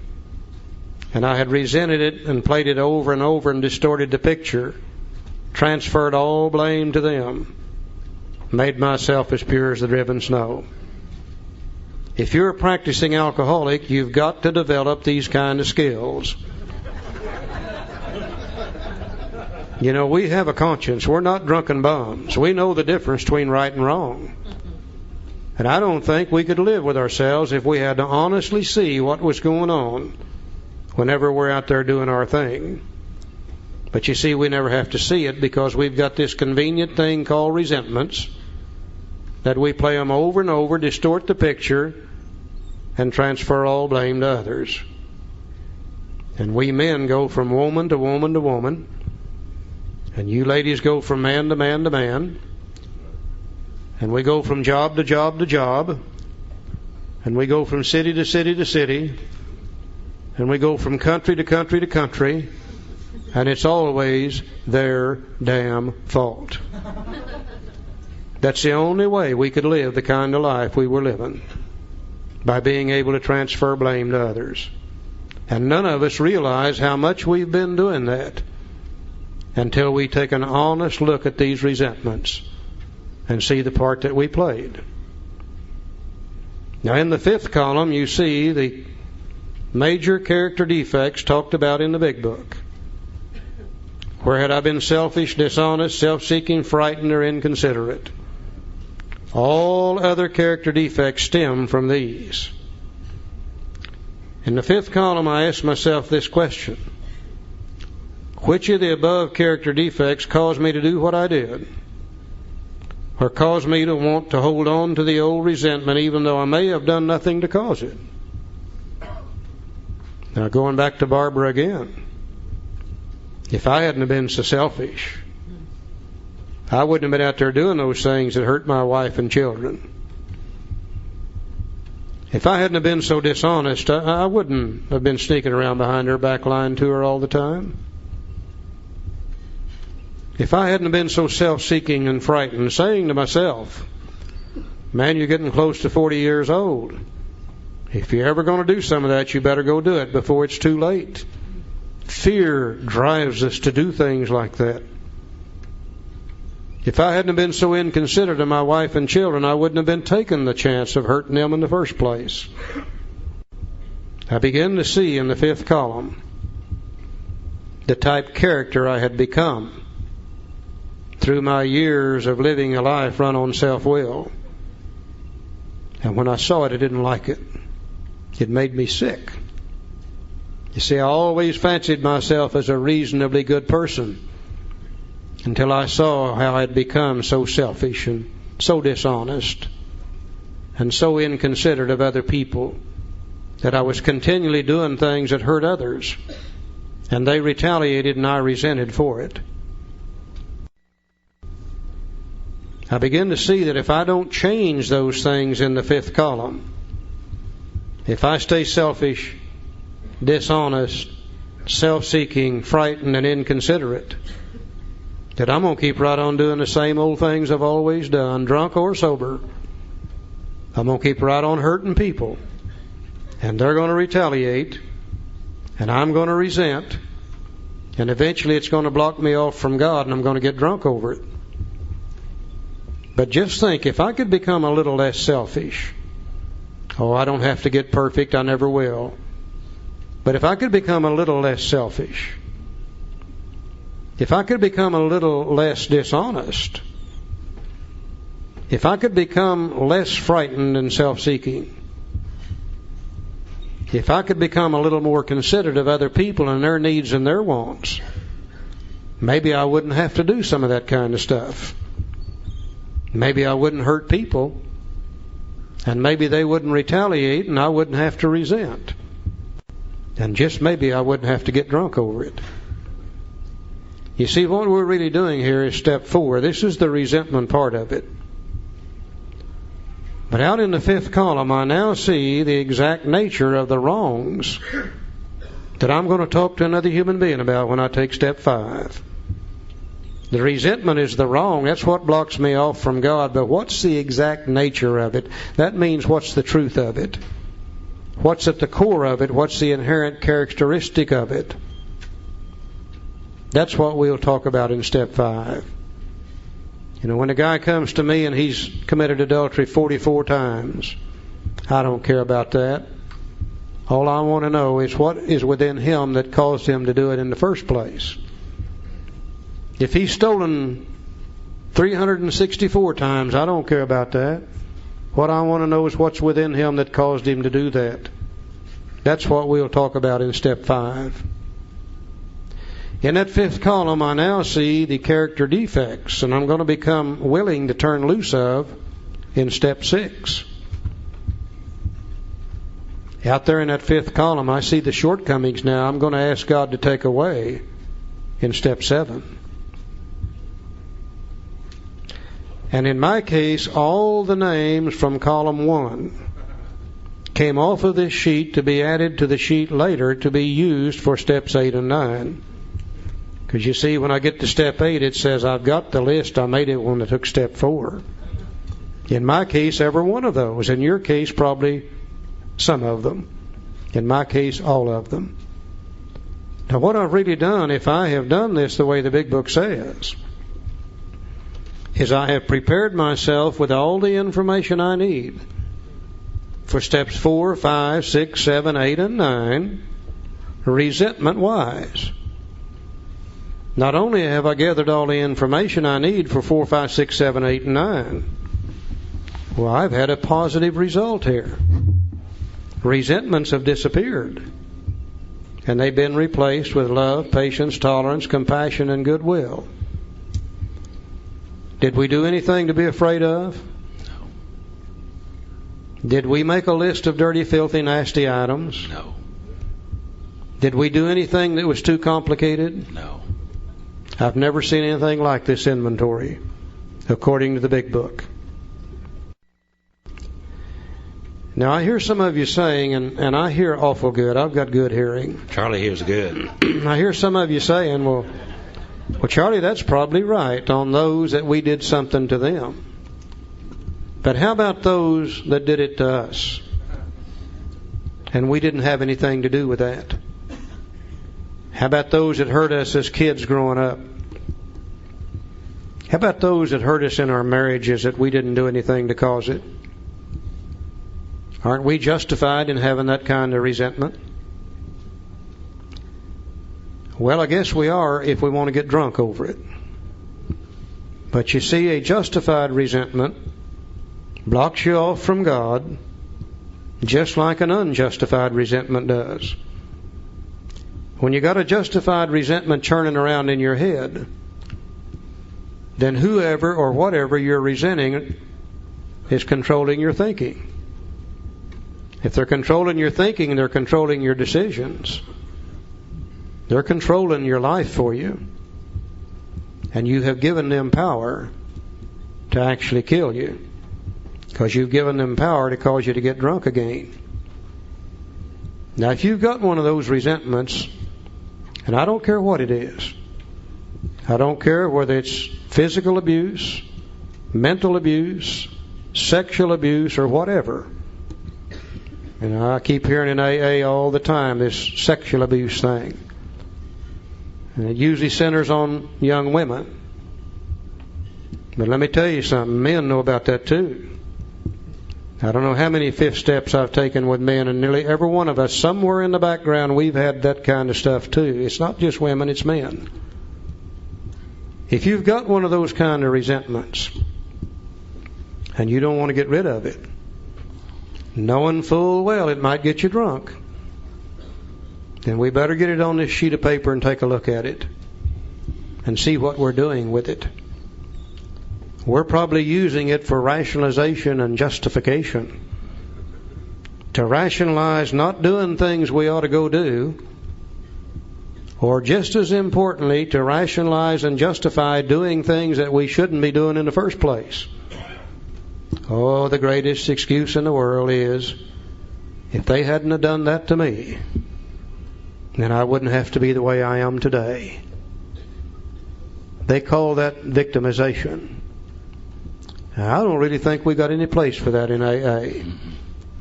We're all adults. It's time for us to realize that whatever's happened to us in the past does not have to control what we do today.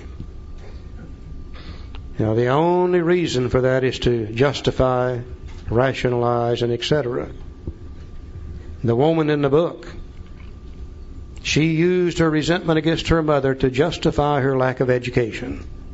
Bull. She could have gotten an education if she wanted to bad enough. She used it to justify her marital failure. Bull. Mama didn't have anything to do with her marital failure. She even used it to justify her alcoholism. Mama had nothing to do with her alcoholism. She became alcoholic because she drank whiskey. And she drank enough of it, she became alcoholic. And I think it's time for us to realize we are responsible for what we think and how we feel. We are responsible for what we do today. Mother and daddy and other people are no longer responsible for that. Maybe they were when we were little kids, but we're not little kids any longer. And it really doesn't make any sense to let somebody hurt me 5, 10, 15, 20 years ago, and then let them hurt me every day for the rest of my life. If I'm resenting them, they've got me, and they're going to kill me. I need to put them on this sheet. Put down their name. What did they do to me? What part of self is affected? What did I do, if anything, to set it in motion? In this case, nothing. But then let's look in the fourth column. Are we so dishonest with ourselves we refuse to see the truth? If you've got a resentment in your head today, it's not true. I'm going to say that again. If you've got a resentment in your head today, it's not true. Oh, it was based on truth, and it's partially true. But if you've played it over and over and over, you've distorted it, and it's no longer true. Can we honestly look at it and see the truth behind it? Let's look in the fifth column and see if maybe we are so frightened of facing life without it, we refuse to turn it loose. Because, after all, if we turn it loose, then we've got to take responsibility for our own behavior. It's a hell of a lot easier to blame it on others. Are we so afraid of facing life without it? We won't turn it loose. Are we so inconsiderate of another human being and we fail to recognize that people that do those things to us, they're not necessarily bad people. They're sick people. They didn't necessarily do it to us. They would have done it to anybody in that position. If we could even begin to consider that, maybe we can start a forgiving process. Maybe we could straighten up a relationship with another human being before it's too late. After they're dead, it's too late. I'll guarantee you it is. Maybe we can do it while we're all still alive. If we will do those things, I think we can get rid of that resentment too when we really see the truth behind it and what we're doing with it. If we can't get rid of it that way, then we can use the ultimate tool. By golly, we can pray for them.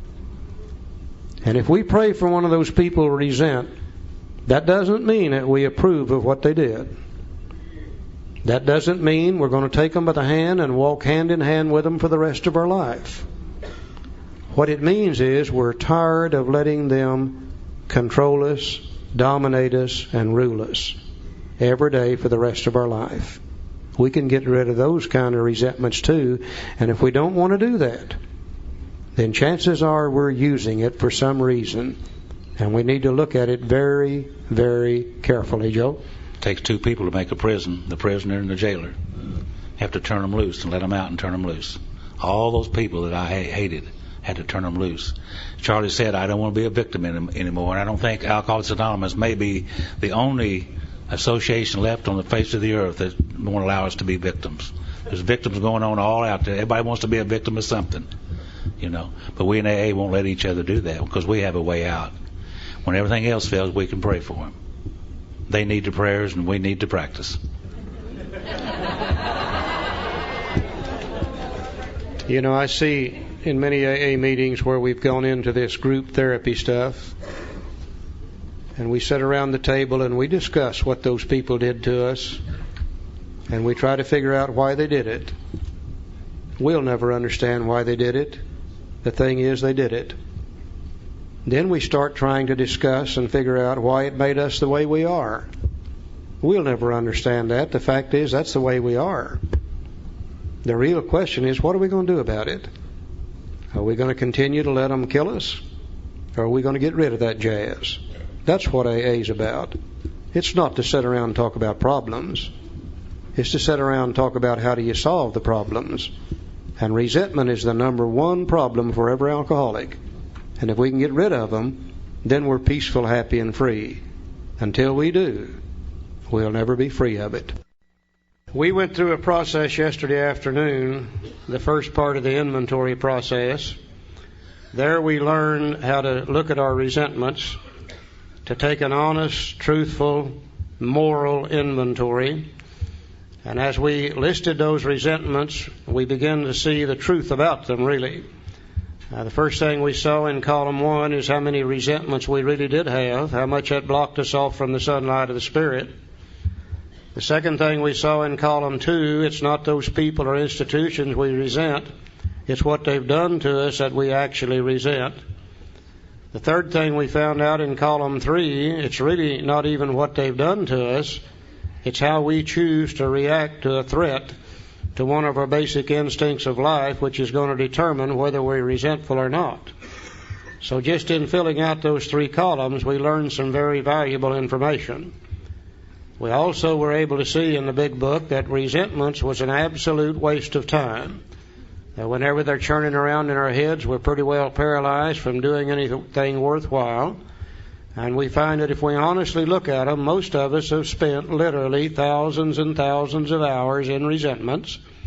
And as we look back at that time in our lives, we can see where they really never did do us any good. They never really straightened up a relationship with another human being, never made us feel better, only made us feel worse, never made us any money for sure. And as far as we can tell, it's absolute wasted time. But we also said that's not the worst thing about a resentment. The worst thing is it very effectively blocks us off from God. Blocked off from God, we don't feel good. We begin to become insane. We begin to think about taking a drink. Next thing you know, we end up drunk all over again. And when we truthfully and honestly looked at those resentments, we could really begin to see how other people have controlled and dominated us throughout our entire lifetime through those resentments. Now, we always thought that we had it under control, that we determined what we said and what we did, but we suddenly realized that we really have done nothing but react to others through our resentment toward them. That looks so stupid to us that about 95% of those resentments automatically disappeared. The other 5% that was so deeply embedded, we found through prayer that we could remove them also, so we could be resentment-free if we follow the procedures outlined in the Big Book. The real revealing thing is, though, the amazing thing is that after we became resentment-free, God wouldn't allow another hole in our head. It had to be replaced with something else. The only thing that could replace it was the opposite of the resentment. And where we used to feel resentment, we now feel serenity, a little peace of mind, a little happiness, compassion, goodwill, love. Those are all God's thinking rather than our individual thinking. And we found that that came to us automatically. Those things had always been a part of us. We just never could use them before. Now that resentments are gone, then God's thinking automatically begins to replace the resentment, and we're in much less chance of getting drunk now than we were when we started the process. We went back to the resentment sheet, and we looked at it from an entirely different angle now. We began to look at it to see what had we done to set that thing in motion, or what did we do we had never looked at before. And in our fourth column, we found that in almost all cases, whatever the resentment was, we ourselves did something to set it in motion. And we hurt other people, they retaliated, we resented, we played the resentment over and over and over, distorted the picture, finally transferred all blame to other people. A good practicing alcoholic has to be able to do that. We just couldn't live if we didn't have that ability. So we really, in the fourth column, really did begin to look at the truth of the resentment to see the part that we had played. And in most cases, we ourselves set the ball rolling. We looked in the fifth column to see the exact nature of that resentment. The resentment was the wrong, but what was at the actual core of it or at the center of it? And in the fifth column, we found the type personality that we had developed through our years of living on self-will and living as a practicing alcoholic. And we found just about every time we had hurt anybody in the past, it was either through selfishness or through dishonesty or because we were self-seeking frightened or through inconsideration of other people. And we begin to see in the fifth column that if we don't change those things, we're going to keep right on doing the same things in sobriety that we used to do when drinking. We're going to continue to hurt people. They're going to retaliate, we'll resent, and eventually get drunk over it. And we begin to see in the fifth column the things that we will need to change in our personality if we want to live with peace of mind, serenity, and happiness in the future. We summed it up by saying we were in the process of doing the resentment part of step 4. In the fifth column, we now had all the information we needed for steps 5, 6, and 7. And in the names in the first column, those that we had harmed, they come off of there to be added to the list to be used for 8 and 9 at a later date. So we really ended up in this simple little inventory with all the information we needed for 4, 5, 6, 7, 8, and 9 resentment-wise. Very positive thing took place. Resentments disappeared, and they were replaced with love, patience, tolerance, compassion, and goodwill. So there was nothing to be afraid of. There was nothing too complicated. There was not a list of dirty, filthy, nasty items, just a simple inventory. Now, we don't want to give you the impression that you can always be 100% free of resentments. You know, God never gave us anything bad. It depends on what we do with things as to whether they become bad or not. A resentment used right can be used for a worthwhile purpose. If somebody does something to me that threatens my self-esteem, if it would cause me to look at me and see some things that I need to change, and I go ahead and make those changes, then that resentment can be used for a worthwhile purpose. For instance, if we're living in the neighborhood, all the old houses are run down. Mine's no worse than anybody else's. They all need painting. They got broken window screens and panes. And I sit on my front porch each evening after work, and I rock, and I'm very complacent about that situation. One day I look up, though, and some idiot has moved in across the street. He's out there painting his house, fixing his window screens and window panes, makes my house look bad. I resent the hell out of him for doing that. I say, who in the hell is he moving here and in here and screwing up this whole neighborhood? Now, if I use that resentment right, it'll cause me to look at my house and become a little bit ashamed of it. Next thing you know, I paint my house, fix my window screens and window panes. My next door neighbor resents me for doing so. Next thing you know, he fixes his house up and his neighbor resents him. And after a while, God's got the whole neighborhood cleaned up like it should have been in the first place. That's the proper use of a resentment. But we alcoholics won't use it that way. We'll sit on the front porch and we'll rock and we'll rock and we'll resent and we'll resent. 30 days later, we'll go over at midnight and burn his damn house down. We'll show him. So it really depends on what we do with resentments that determines whether they're going to be for bad or good. And if we use one rightly, it's going to disappear anyhow. The ones that kill us are those that we just leave in our head, and it is fester and fester and fester, and we get sicker and sicker until eventually it creates a real problem for us. Joe? This morning we're going to talk about fears a bit, and we're not going to psychoanalyze ourselves in any manner. We're simply going to do like the book suggested yesterday. We're going to find the facts, and we're going to face the facts, and eventually through this process we're going to accept the facts as they really are, truthfully. And it says also that when the spiritual malady is overcome, we straighten out mentally and physically. The spiritual malady not only is my relationship with God, but my relationship with me, my mental attitudes, and my relationship with other people. So that's another form of spiritual malady that I had. And Dr. Jung said we're going to have a look at our ideas, emotions, and attitudes, and that's what we're doing through this inventory process. We're looking at ideas, emotions, and attitudes and see where they came from. And if we will, we'll go back now to page 18. And I'm going to read this little paragraph, and tells my whole story in one little paragraph. It says, an illness of this sort, and we've come to believe it an illness, involves those about us in a way no other human sickness can. If a person has cancer, all are sorry for him, and no one is angry or hurt. But not so with the alcoholic illness. For with it goes annihilation of all things worthwhile in life, and engulfs all whose lives touch the sufferers. It brings misunderstanding, fierce resentment, financial insecurity, disgusted friends and employers, warped lives of blameless children, sad wives and parents, and anyone can increase the list. In other words, it's a family illness. It affects everybody in the family to some extent. And if you live with one of us very long, you'll be affected by it in some manner, for sure.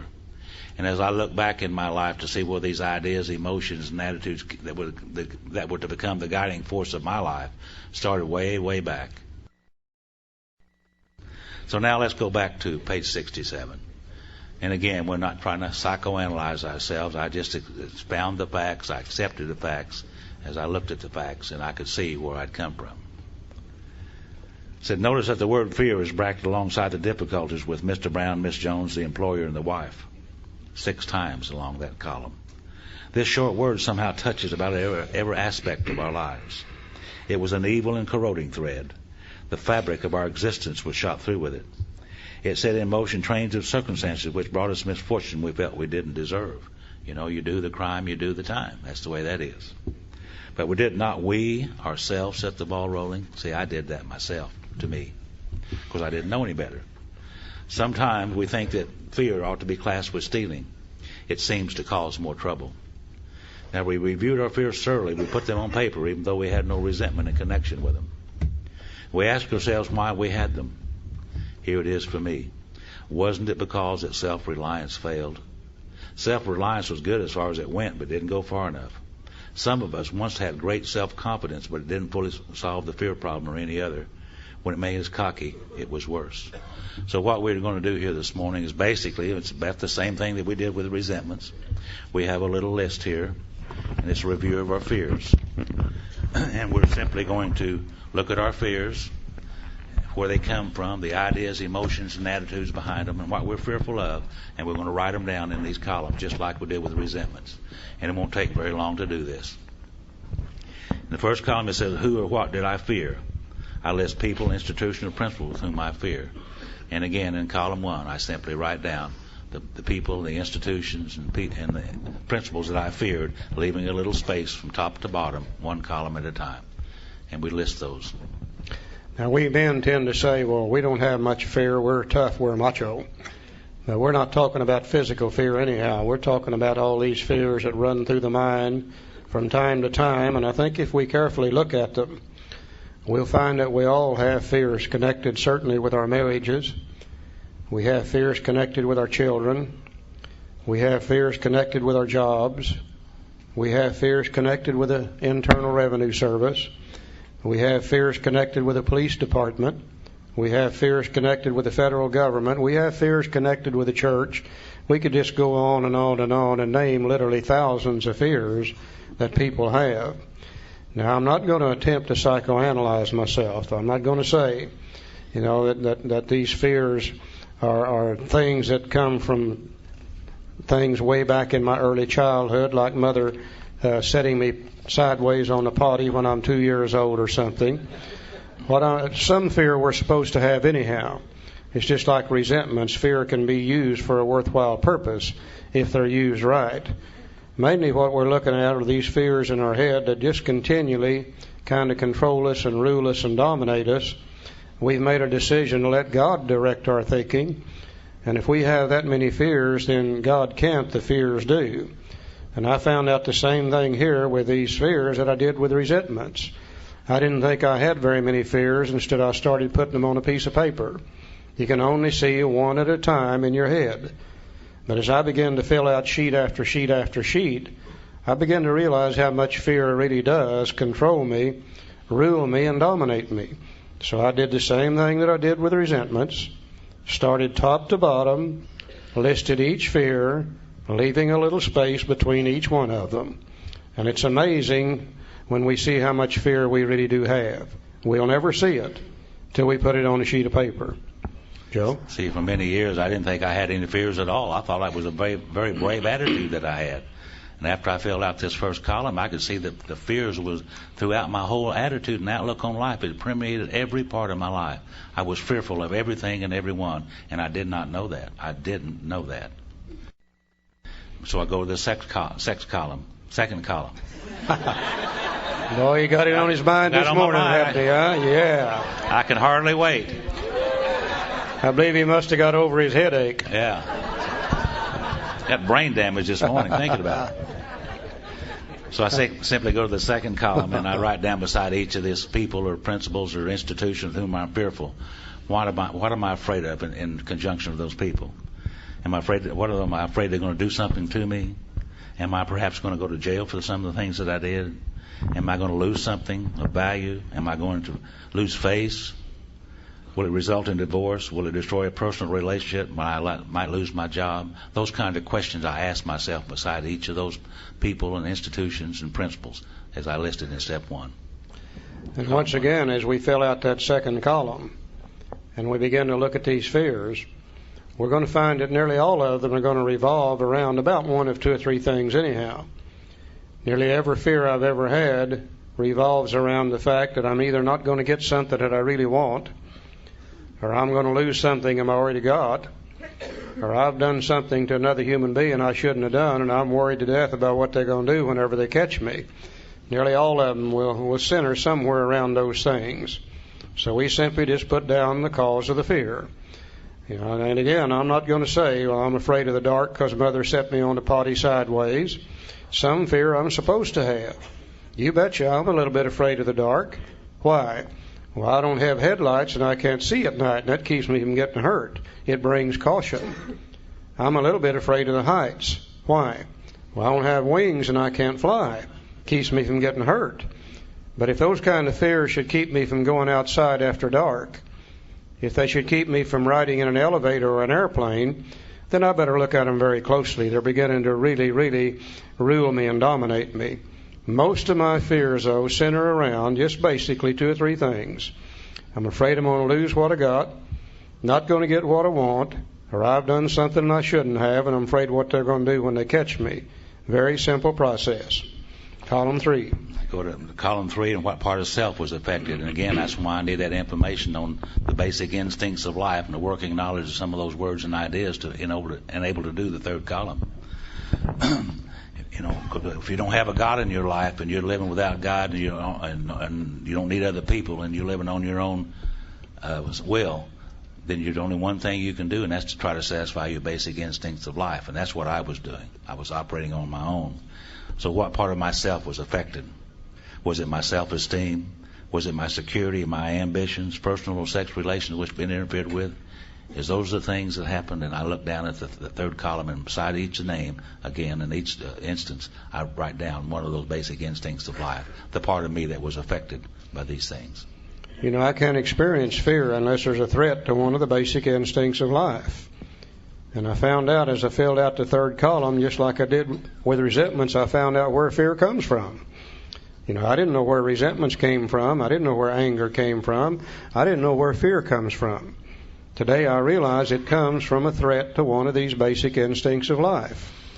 And just like with a resentment, if my basic instincts are at the level that God intends for them to be, if my relationship with God is right, then you can do about anything you want to me, and I'm not going to experience fear because of it. But I'll guarantee you, if my instincts are not under control, my relationship with God is not right, then about anything you do or say to me is going to create fear. Absolutely amazing what we learn about ourselves just by filling out these simple little columns. Now let's go to the 4th column. Go to the 4th column, and we try to put out of our minds all these things that happened so far, and we write down, what did I do? What did I do to set the ball rolling? Did I do the crime to do the time? Yes, I did that. Was it when my wife was going to divorce me and I was fearful of it? What did I do? What were some of the things that I did? Well, I was uncaring for her. I didn't care about her, didn't consider her in any manner, in any way, and therefore I was afraid, and I didn't know that. See, I really didn't know that I was afraid of those things. It told us way back in step 3 that we invariably find that we've made decisions based on self, which later placed us in a position to be hurt. And we've made decisions trying to satisfy our basic instincts of life. And running on self-will, those basic instincts become insatiable things. We never get enough to satisfy them. And we're continually doing things that end up hurting and harming and creating other people. And then we got to be scared to death what they're going to do whenever they catch us. And even if they don't catch us, the guilt and the remorse eats us up here, just like with resentments. So we begin to look at the part we played, and we find that we did the same thing with fears that we did with resentments. As we played them over and over and over in our head, we actually distorted the picture. And the fears that we have in our head today are not true. Oh, they started on truth, but they are no longer true. You see, well, that's one of the definitions of one of those wrongs. Fear is incorrect believing. And if we carefully look at each one of these fears, we're going to find that they're absolutely wrong. They started with truth. We've distorted the picture. And once again, we've used them to transfer blame to others so we don't ever have to look at ourselves. Same identical thing as with resentments. Now let's look into the 5th column. In the 5th column, I simply looked down in these instances. Was I selfish in those interests? In those particular items? Yes, I was very selfish. Because I was so fearful, I was selfish. I was afraid I was going to lose things that I already had, or I was afraid I wasn't going to get some things that I wanted. Was I dishonest? Yes, I was dishonest. I took things from other people that didn't belong to me. And I was very dishonest. It seemed to me like to be successful in any manner was okay with me. So I was extremely a dishonest person, and I didn't know that particularly. And then I was self-seeking and frightened and inconsiderate of other people for sure. Because I wanted what I wanted when I wanted it, and I didn't make a damn how I got it, was the way I looked at my life. And if you got in my way, you just shouldn't have. So I was a very selfish, self-seeking, frightened, and inconsiderate individual, and I did not know that. It's absolutely a life living on hell. Whenever you're scared to death, you're not going to get something, you really do want it. and then through dishonesty you go ahead and get it, and then you got to be scared to death what they're going to do whenever they catch you. And even if they don't catch you, the guilt and the remorse eat you up.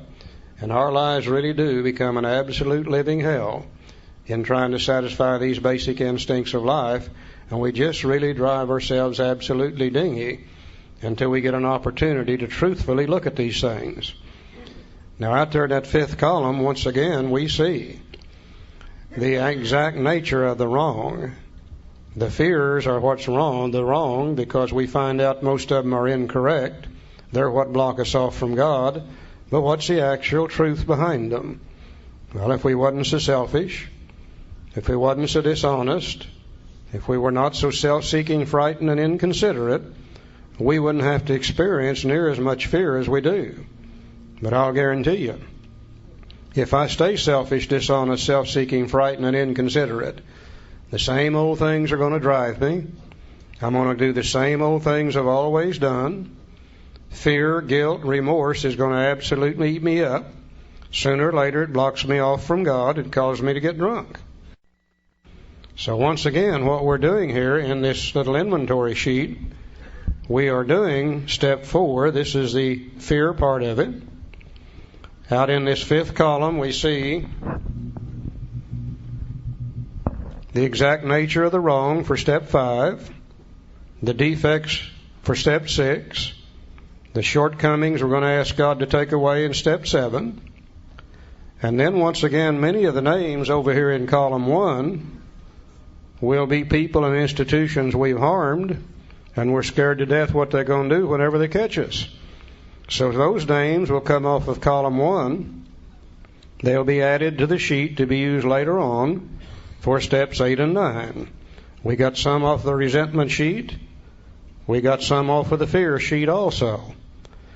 And one thing that absolutely amazed me is when I really looked at this truthfully, is I began to see a lot of the names, same names appearing on the fear sheet that I had on the resentment sheet. I had never tied that together in my head before. Barbara was on both sheets. I resented her, and I certainly feared her. And I'm still a little bit afraid of that lady today. If she ever finds out everything that I was doing about 30 years ago, she's probably going to file for divorce again. I don't know. I resented the Internal Revenue Service, and I feared the Internal Revenue Service. They were also on both sheets. I never really had tied that together in my head. Now, if you think resentments look stupid in your head, wait till you get these things down on paper about fears. Now, fears look awful good in your head, but when you get them down on a sheet of paper, they really do look double dumb when you see the truth about them. Resentments look stupid, hell, fears look even worse than that. And they look so dumb, about 95% of them are going to disappear anyhow when you see the truth about them. Once again, there's going to be 1, 2, 3, 4, or 5. It's been embedded in our minds so deeply, we're probably going to have a little help in order to get rid of some of those. We now come to the second prayer in the big book on step 4 regarding fears. You know, when I prayed for those people that I resented, my ideas, emotions, and attitude toward them changed. They didn't change, but I did. Now, prior to this idea about these fears, my whole attitude and outlook upon life was involved in these fears. And I had fears in every area of my life and didn't know it. Because I hadn't had a God in my life either. But I've took step 3 and I've got God in my life. And now I'm on a different basis. And the book says perhaps there is a better way. We think so. For we're now on a different basis, the basis of trusting and relying upon God. We trust our infinite God rather than our finite selves. We're in the world to play the role He assigns. Just to the extent that we do as we think He would have us and humbly rely on Him, does He enable us to match calamity with serenity. Now, we never apologize to anyone for depending upon our Creator. We can laugh at those who think that spirituality is the way of weakness. Paradoxically, it's the way of strength. The verdict of the ages is that faith means courage. All men of faith have courage. They trust their God. Now, we never apologize for God. Instead, we let Him demonstrate through us what He can do. Here's more prayer. We ask Him to remove our fear and direct our attention to what He would have us be. And at once, we commence to outgrow fear. And, you know, as I look back at that, My sponsor told me in those early days, he said the most important thing about prayer, the two most important things about prayer, one of them is to start and the other one is to continue. And as I look back over my life, I can see that every time I prayed, I changed just a minute amount, just hardly noticeable. The next time I prayed, it was just a little bit more. And the next time I prayed was a little bit more. And as time goes by, I can see a real reliance upon God today in my life. It wasn't that way in the beginning. But when I started trusting and relying upon God rather than myself, then those fears began to come away from me. They weren't as intense as they had been. And they began to get in the area where God intended for them to be. And at once, I commenced to outgrow these fears. You know, we hear always about the promises on page 83 and 84. We never hear about the promises that are spread throughout the entire book. And I think one of the greatest promises to be found anywhere in the book is what Joe just read. We ask him to remove our fear and direct our attention to what he would have us be. At once, we commence to outgrow that fear. Now, we can take these deep-seated fears, just like deep-seated resentments, through prayer on a daily basis, asking God to take this particular fear away from me, direct my attention to what he would have me be instead of that, and at once I commence to outgrow that fear. And over a period of days, as he directs my attention to what he would have me be, and I try to be that, as I ask him to take that fear away, some morning I wake up and that fear is gone. It really, really does work. And I think the reason that it really works is when we're asking God to take it away and direct our attention to what he would have us be, then that's one of the great expressions of courage and faith that we human beings can have. Courage, faith, and fear will not exist on the same plane. The fear will be replaced by the courage to do the opposite of that fear. And as we begin to change, it'll be replaced by faith that God really can do these things. And slowly we can remove those fears too. Now just think, this file cabinet up here in my head that was filled with fears has now been emptied out. That damaged and unsaleable goods, called fear, is gone, at least to the level that God intends for it to be. Once again, God's not going to allow another hole in my head. The fears, if they disappear, they got to be replaced with the opposite. And the opposite will be faith and courage, the opposite of the fear itself. I found out I didn't have to go to any other fellowships, read any other books to get faith and courage. If God dwells within me, that's always been a part of my makeup. I just never could use it before. In my chase for money, power, prestige, and sex, in my desire to fulfill the basic instincts of life, in my just worries about I wouldn't get what I want and I'd lose what I got or they're going to catch me at it, faith and courage had to be repressed and I had to operate on that fear level. But now that the fear is gone, faith and courage automatically comes to the surface. Another positive happening. 2/3 of my store now have some peace of mind, serenity, and happiness in them, and I'm in much less chance of drinking now than I was before I started the inventory process. You see, we don't have to wait till step 12 to get something good out of this. Every step brings a positive result. There's nothing negative about any of our program, period. Now, also, just like with a resentment, knowing that fears block you off from God, and that they might get you drunk. If you got a fear that you don't want to turn loose of, you better look at it very, very closely. Because we can also use fear to rationalize and justify not doing something we really would like to do, or just as importantly, we can use it to justify continuing to do things that we know we shouldn't be doing. And if we've got one of those and we don't want to get rid of it, we better look at it very, very closely. Let me give you an example of how you can use fear to rationalize and justify. How many of you in here this morning, and please be truthful with me, how many of you would really like to go back to school and finish your education? Could I see your hand? Oh my God, about half of you at least. Now I'm going to ask you another question. How many of you really do intend to do that? Oh, about half of those hands went up this time. I wonder why. Nothing in the world but fear. Fear that we won't measure up, fear of failure, fear of hard work, actually keeps us from doing things that we really would like to do. Now, if we can ask God to take that away and direct our attention to what He'd have us be instead, then every one of you that wants to go back to school will end up doing it. But until that fear's gone, it's going to drive most of us away and keep us away. We use it to rationalize, justify, just like we did with resentments. So if we got one of those, let's look at that closely too. All my life, I love to work with my hands. All my life I wanted to build a set of kitchen cabinets. Never would do it because I knew there'd be a lot of mistakes. People would laugh and I would be embarrassed. Now, after I worked the program for quite some time, one time I got the courage to build a set of kitchen cabinets. Now, they don't look very good, and there's a lot of mistakes, and people laugh at it, but I really don't give a damn. It don't bother me anymore, see? So we can overcome these things with God's help. It's amazing what we can do with these things. Bottom of page 68. Now about sex. We're getting ready now to look at the storeroom back here that's filled with guilt and remorse.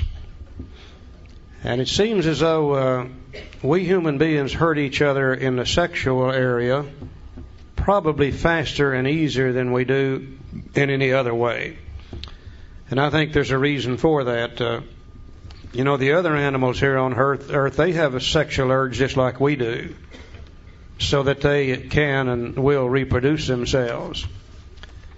But the difference between their sex life and ours is simply that they don't have this thing called self-will. Most of the other animals here on Earth, they don't really have any choice in their sex life. When it comes time for them to reproduce themselves, God usually signifies that by some physical change in the female of the species. The male senses that change, prepares himself. The two join together, and it's kind of like bang, bang, thank you, ma'am. And when it's over with, they normally go their separate ways. Not always, but usually they do. Now, they didn't think about having sex before they had it. And they didn't think about having sex while they were having it. They couldn't decide when they were going to do it. God made that decision for them. They usually can't decide who they're going to do it with. They can't decide whether they're going to do it with one or more partners. They can't decide how many times they're going to do it. And they can't even decide what position they're going to do it in. So therefore you see very few sexual problems amongst the other animals here on Earth.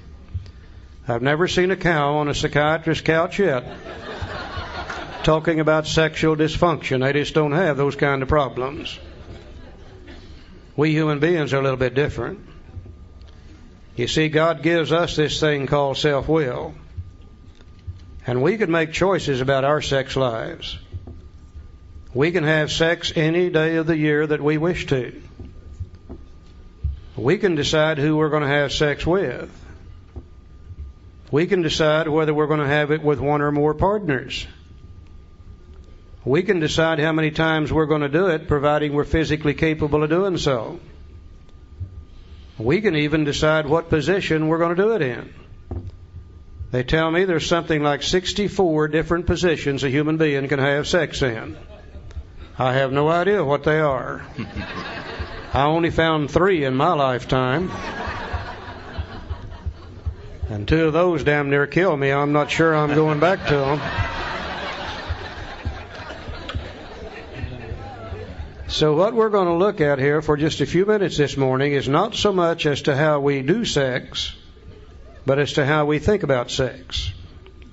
Because how we think about it determines how we're going to do it, and that determines whether we're going to hurt other people or not, and that determines whether we're going to have to be eaten up with fear, guilt, and remorse associated with our sex lives. So we're going to look just a few minutes at how we think about sex. He said many of us needed an overhauling there. Now, you older fellas, don't get your hopes up. We're talking about mental, not physical. But above all, we tried to be sensible on this question. It's so easy to get way off the track. Here we find human opinions running to extremes, absurd extremes perhaps. One set of voices cry that sex is a lust of our lower nature, a base necessity of procreation. I've heard them all my life. They're the ones that say sex is a dirty thing. You ought to do it at one time, in one position, with one person only. The only reason to do it is to reproduce yourself. And if you enjoy it, it's a sinful thing. I've heard them as far back as I can remember. They are to the extremes on one side. Then we have the voices who cry for sex and more sex, who bewail the institution of marriage, who think that most of the troubles of the race are traceable to sex causes. They think we do not have enough of it or that it isn't the right kind. They see its significance everywhere. And you hear them today. They're the ones that say you ought to be able to have sex anytime you want to, anywhere you want to, with anybody you want to, as many times as you want to. You ought to be able to enjoy it every time, and if you don't, there must be something wrong with you. Well, maybe they call that the sexual revolution. Main thing I see wrong with it, it happened 25 years too late for me to participate in it, I know that. One school would allow man no flavor for his fare, and the other would have us all on a straight pepper diet. Well, we want to stay out of this controversy. We do not want to be the arbiter of anyone's sex conduct. We all have sex problems. We'd hardly be human if we didn't. What can we do about them? And I read that last statement with great relief, because I knew this book was getting ready to condemn me for what I had been in the past. I knew it was getting ready to tell me what I was going to have to do in the future, and I'd already made up my mind that I wasn't going to pay any attention to it at all. And I was relieved to find out that we're not going to be the arbiter of anyone's sex conduct. We simply are not going to get into that question. Now, this book is meant to be helpful to anybody, anywhere. And we start trying to tell people how they're going to have to conduct their sex lives. We start condemning them for what they've done in the past, and surely we're going to alienate people. Besides that, what's sexually acceptable in one part of the world may not be acceptable at all in another part of the world. So we simply are not going to get into that question. What we are going to see is a simple little way to review our own past sex conduct, see what we've been doing with it, see if perhaps we've been using it for the wrong purposes in some cases, look at those people we've hurt by it, then try to shape a sex life of the future where we can still engage in it and enjoy it, yet at the same time not hurt other people. And if we don't do something about it and we continue to hurt other people and feel the fear, guilt, and remorse, sooner or later it'll block us off from God and we end up getting drunk over it. Very simple process, Joe. Certainly I'm not going to be the arbiter of anyone's sex conduct, and I need an overhauling in that area when I arrived at Alcoholics Anonymous. And again, we're going to look at the ideas, emotions, and attitudes behind these sexual conduct that I had. And I look back in my life, and when I was about 12 or 13 years old, I got to thinking about this a lot. I mean, a lot. Almost gave me brain damage from thinking about it. So I went to my mom, and I said, Mom, of course, my dad's in the nut house, you see. I can't be talking to him. So I went to my mom, and I said, Mom, I've been thinking about this sex thing. And she said, oh, my God, Benny Joe, scared her to death. That's my name, Benny Joe. She said, oh, my God, Benny Joe, said, that's not a good thing to be thinking about. In fact, it's a dirty, filthy, rotten thing to be thinking about, she said. And you ought to save it for the one you love. Think about that.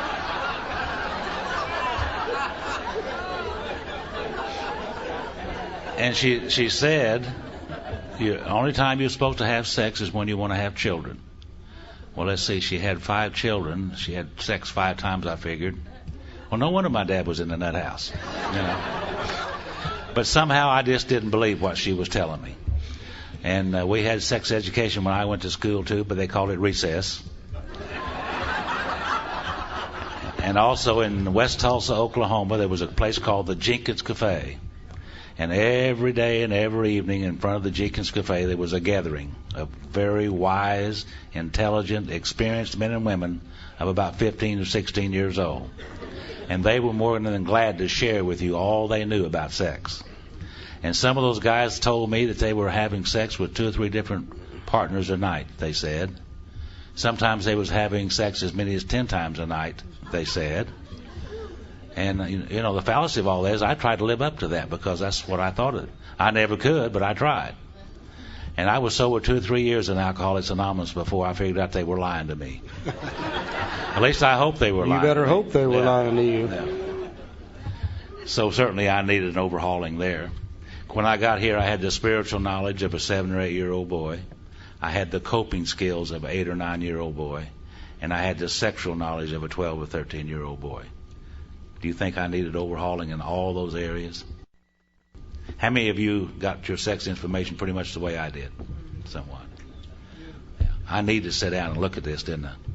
I remember the very first time I ever had sex, I was very selfish and self-centered and dishonest and self-seeking. And I was also alone.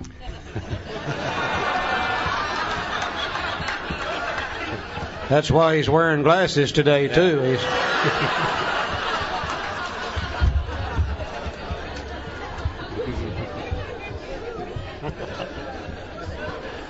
Every time we say that, 2 or 3 of you guys whip your glasses off and put them in your pocket. Yeah. We can see it. And gals. Okay, let's look at the next paragraph now very carefully. We're going to see here the same set of instructions that we used to look at sex that we had for resentments. The only difference is they're worded a little differently, which is Bill's way of doing things. We reviewed our own conduct over the years past. Where had we been selfish, dishonest, or inconsiderate? Whom had we hurt? Did we unjustifiably arouse jealousy, suspicion, or bitterness? Where were we at fault? What should we have done instead? We got this all down on paper and looked at it. So once again, we made up a little sheet to avoid any confusion, and it looks just about exactly like the resentment sheet, except we call it a review of our own sex conduct. And in this little sheet, a review of our own sex conduct, we have the same 5 columns. Column 1, who did I hurt? Now, I doubt if there's anybody in this room this morning that ever hurt anybody in the sexual area that we don't remember just exactly who that is. That seems to be a form of knowledge that we all have. There might be some question as to what do we do to hurt people in the sexual area. Well, certainly we hurt them in many different ways.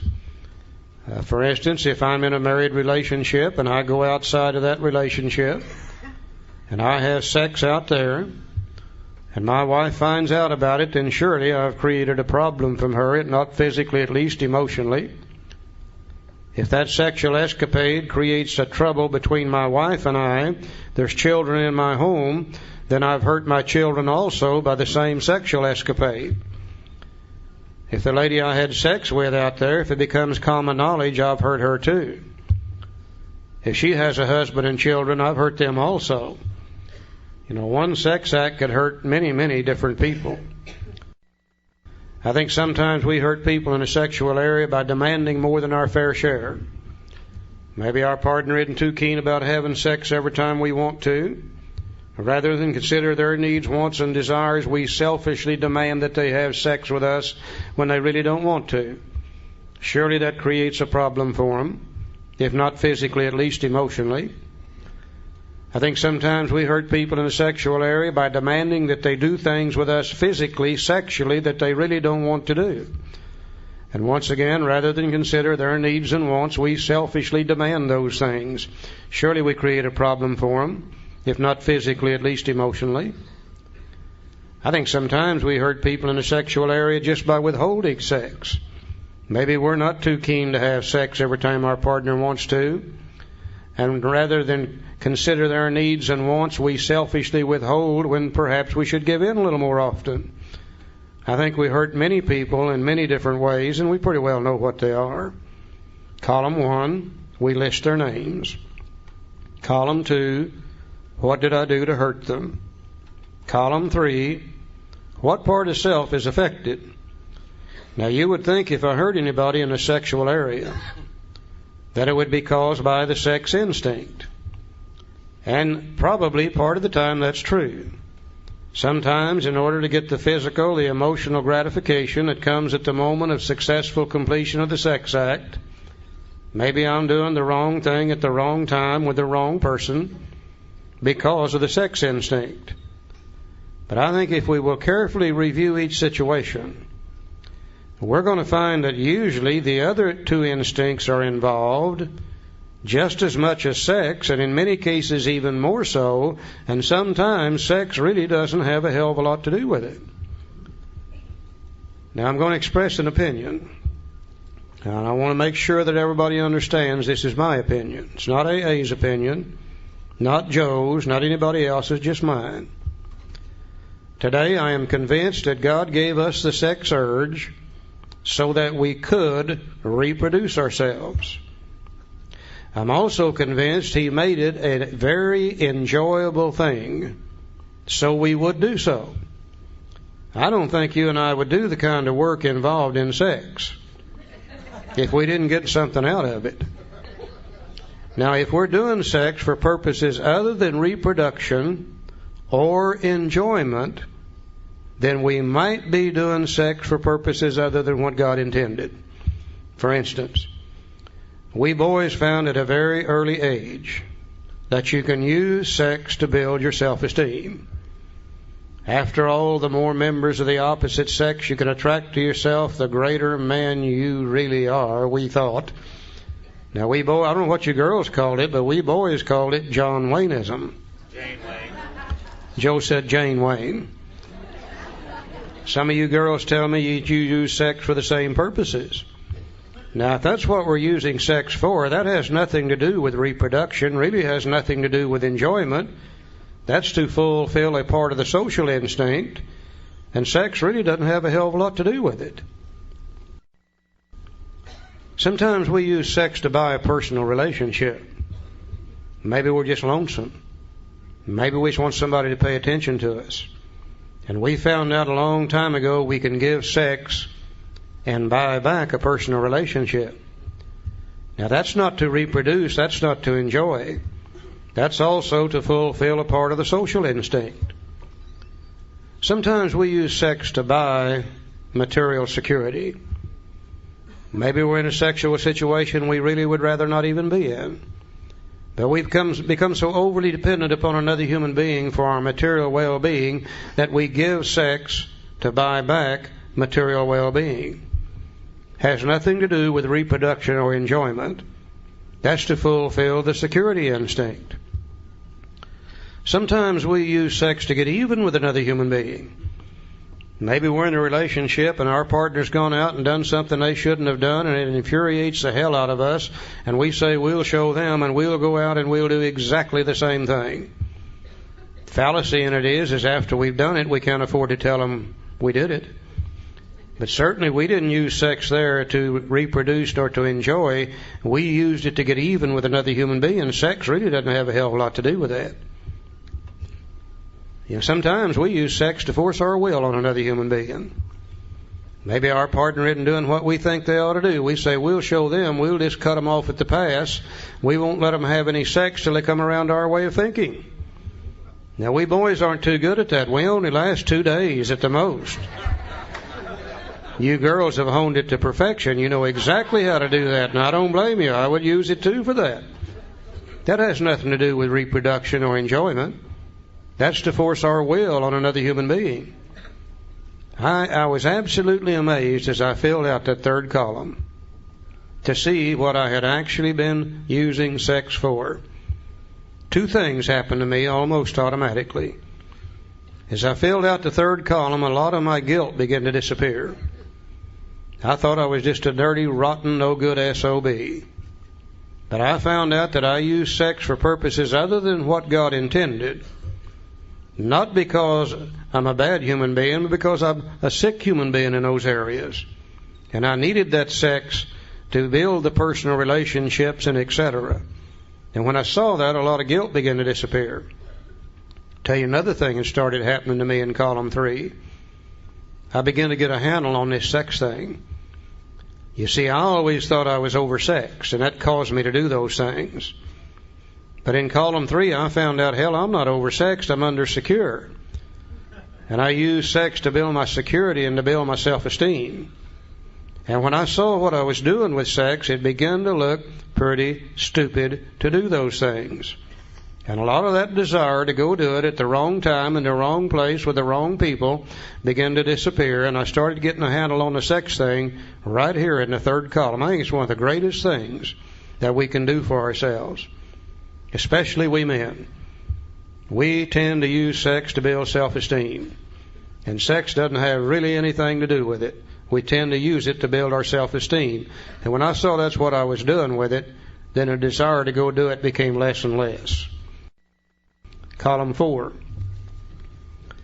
What feelings did I create in others? Did I unjustifiably arouse jealousy, suspicion, or bitterness? What should I have done instead? In column 4, not only are we looking to see those things that we did, but we also need to be looking at what should we have done instead. We're trying to shape a new sex life of the future, where we can still engage in it and enjoy it, yet at the same time not hurt other people. Column 5. Which character defect is involved? Same old deal. If I wasn't so selfish, I wouldn't be doing some of those things in a sexual area that hurt other people. If I wasn't so dishonest, I wouldn't be sneaking around behind my wife's back lying to her all the time anyhow. If I wasn't so afraid of facing life without that sex to build my self-esteem and ego and etc., probably wouldn't be doing it in the first place. If I really considered my wife and my children and other human beings ahead of my own needs and wants, I wouldn't be doing those things that's going to take a chance on hurting other people. But I'll guarantee you, if I stay selfish, dishonest, self-seeking, frightened, and inconsiderate, I'm going to keep right on doing the same old things. I'm going to keep right on hurting people in the sexual area. I'm going to have to be scared to death of what they're going to do if they catch me. The guilt and remorse eats me up. Sooner or later, it blocks me off from God, and I end up drunk over it. It's not a question of right and wrong. It's a question of what can we do and live with it with peace of mind and happiness and be able to stay sober in the future. At the very least, we're going to have to do something about some of these things, or sooner or later it eats us up. Now, once again, we're doing step 4. This is the sex part. In the 5th column, we see all the information now we need for step 5, 6, and 7. Quite naturally, all the names in column 1 will come off of this sheet and be added to the sheet to be used later on for steps 8 and 9. Again, I was amazed to see in many cases the same names appearing on all 3 sheets. Barbara was certainly on all 3 sheets. I even had the Internal Revenue Service on all 3 sheets. I resented them and I feared them, and I gave them a pretty good screwing before I got through with them, too.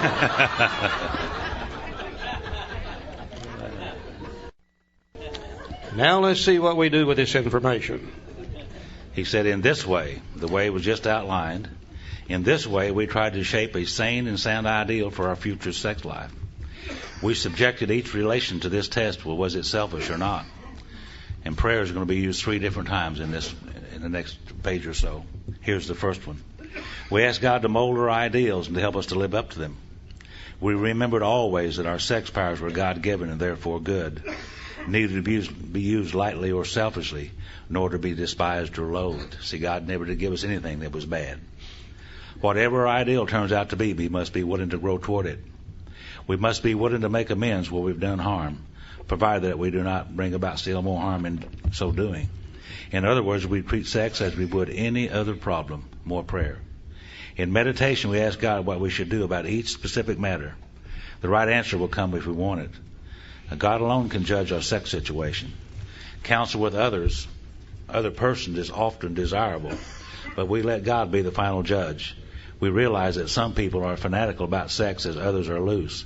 We avoid hysterical thinking or advice. You know, this is an area that I don't think we need a whole lot of advice in anyhow. I think all of us, deep down inside, we know what we should be doing and what we shouldn't be doing. You know, I've never been in a sexual situation yet that was wrong.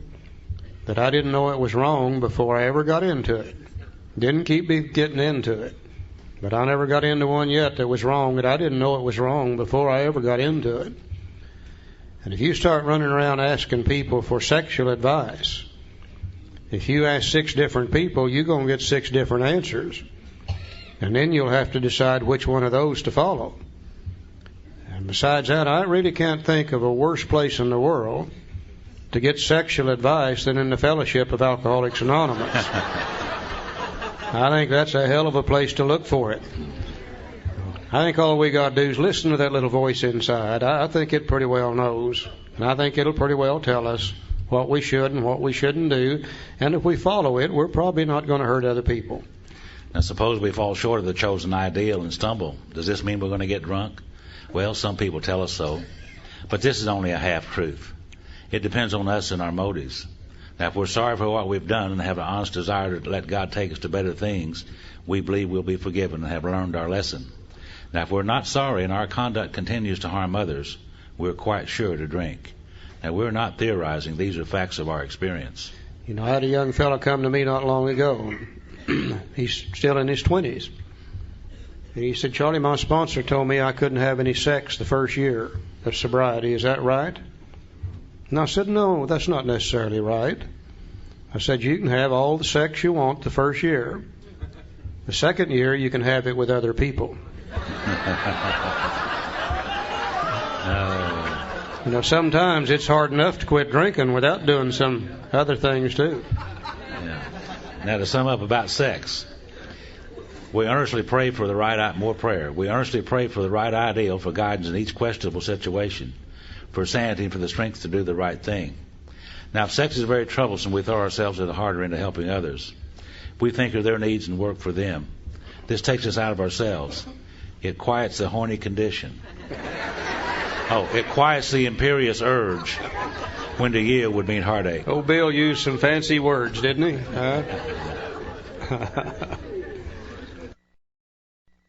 Okay. Now, we're going to make one other suggestion before we leave the inventory. The book says we have the list for our amends. We made it and we took step 4. And we've looked at people we've heard on the resentment sheet. We looked at them on the fear sheet. We looked at them on the sex sheet.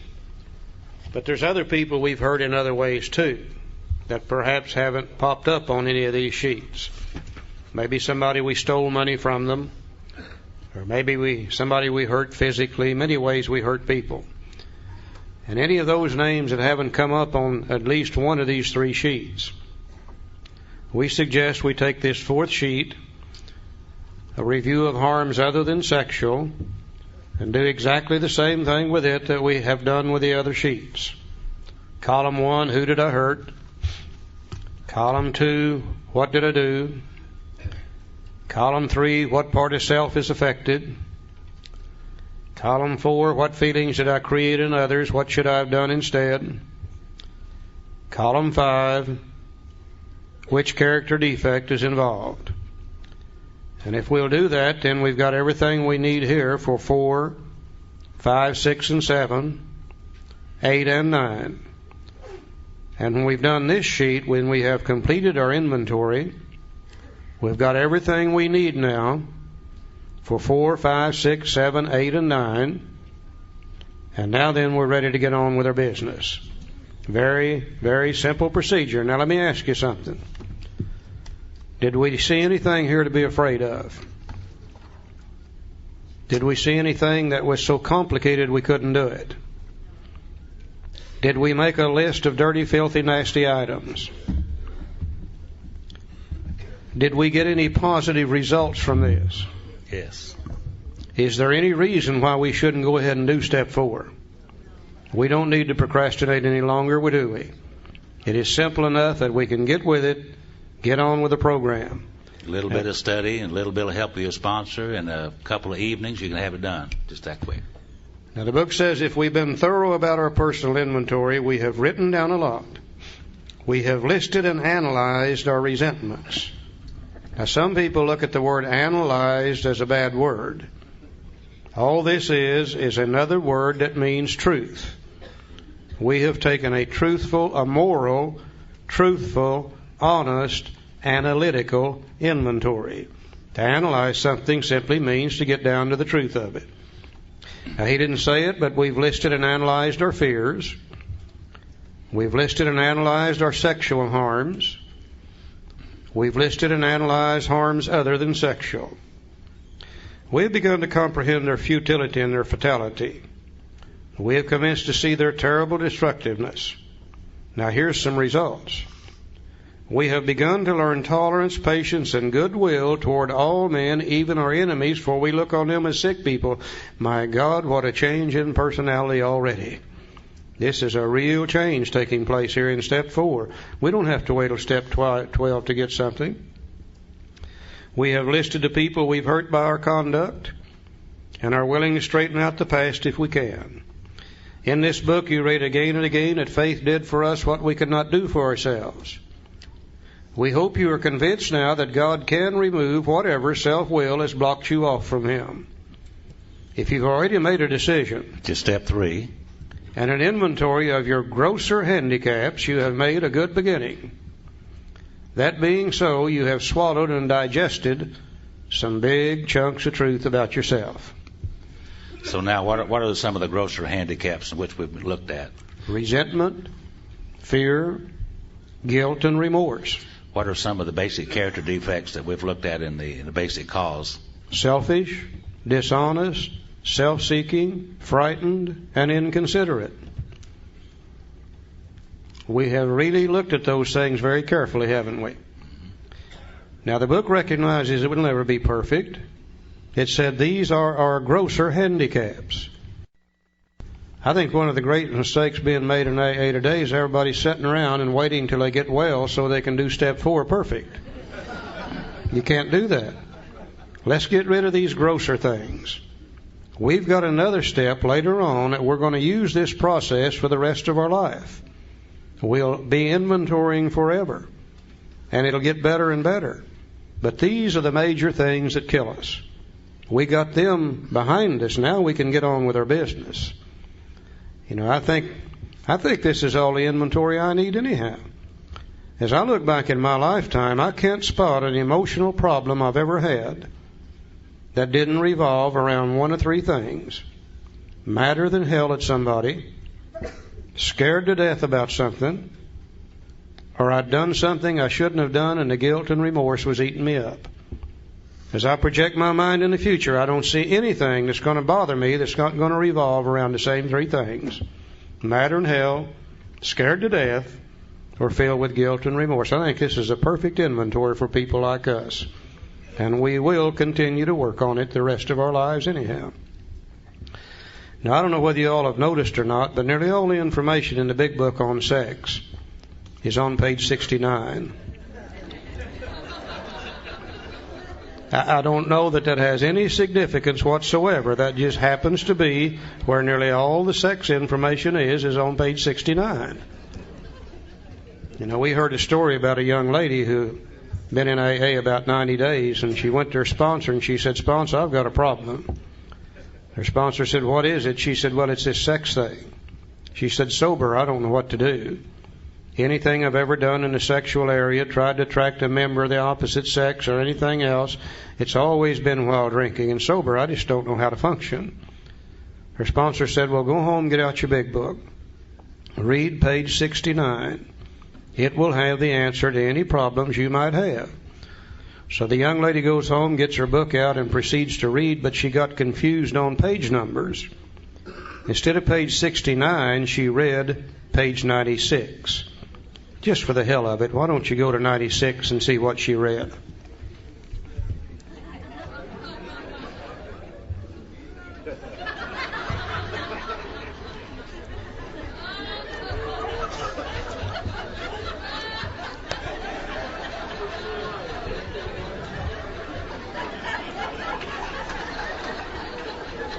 I think that's one of the most appropriate things I've ever read. It just goes on and on and on.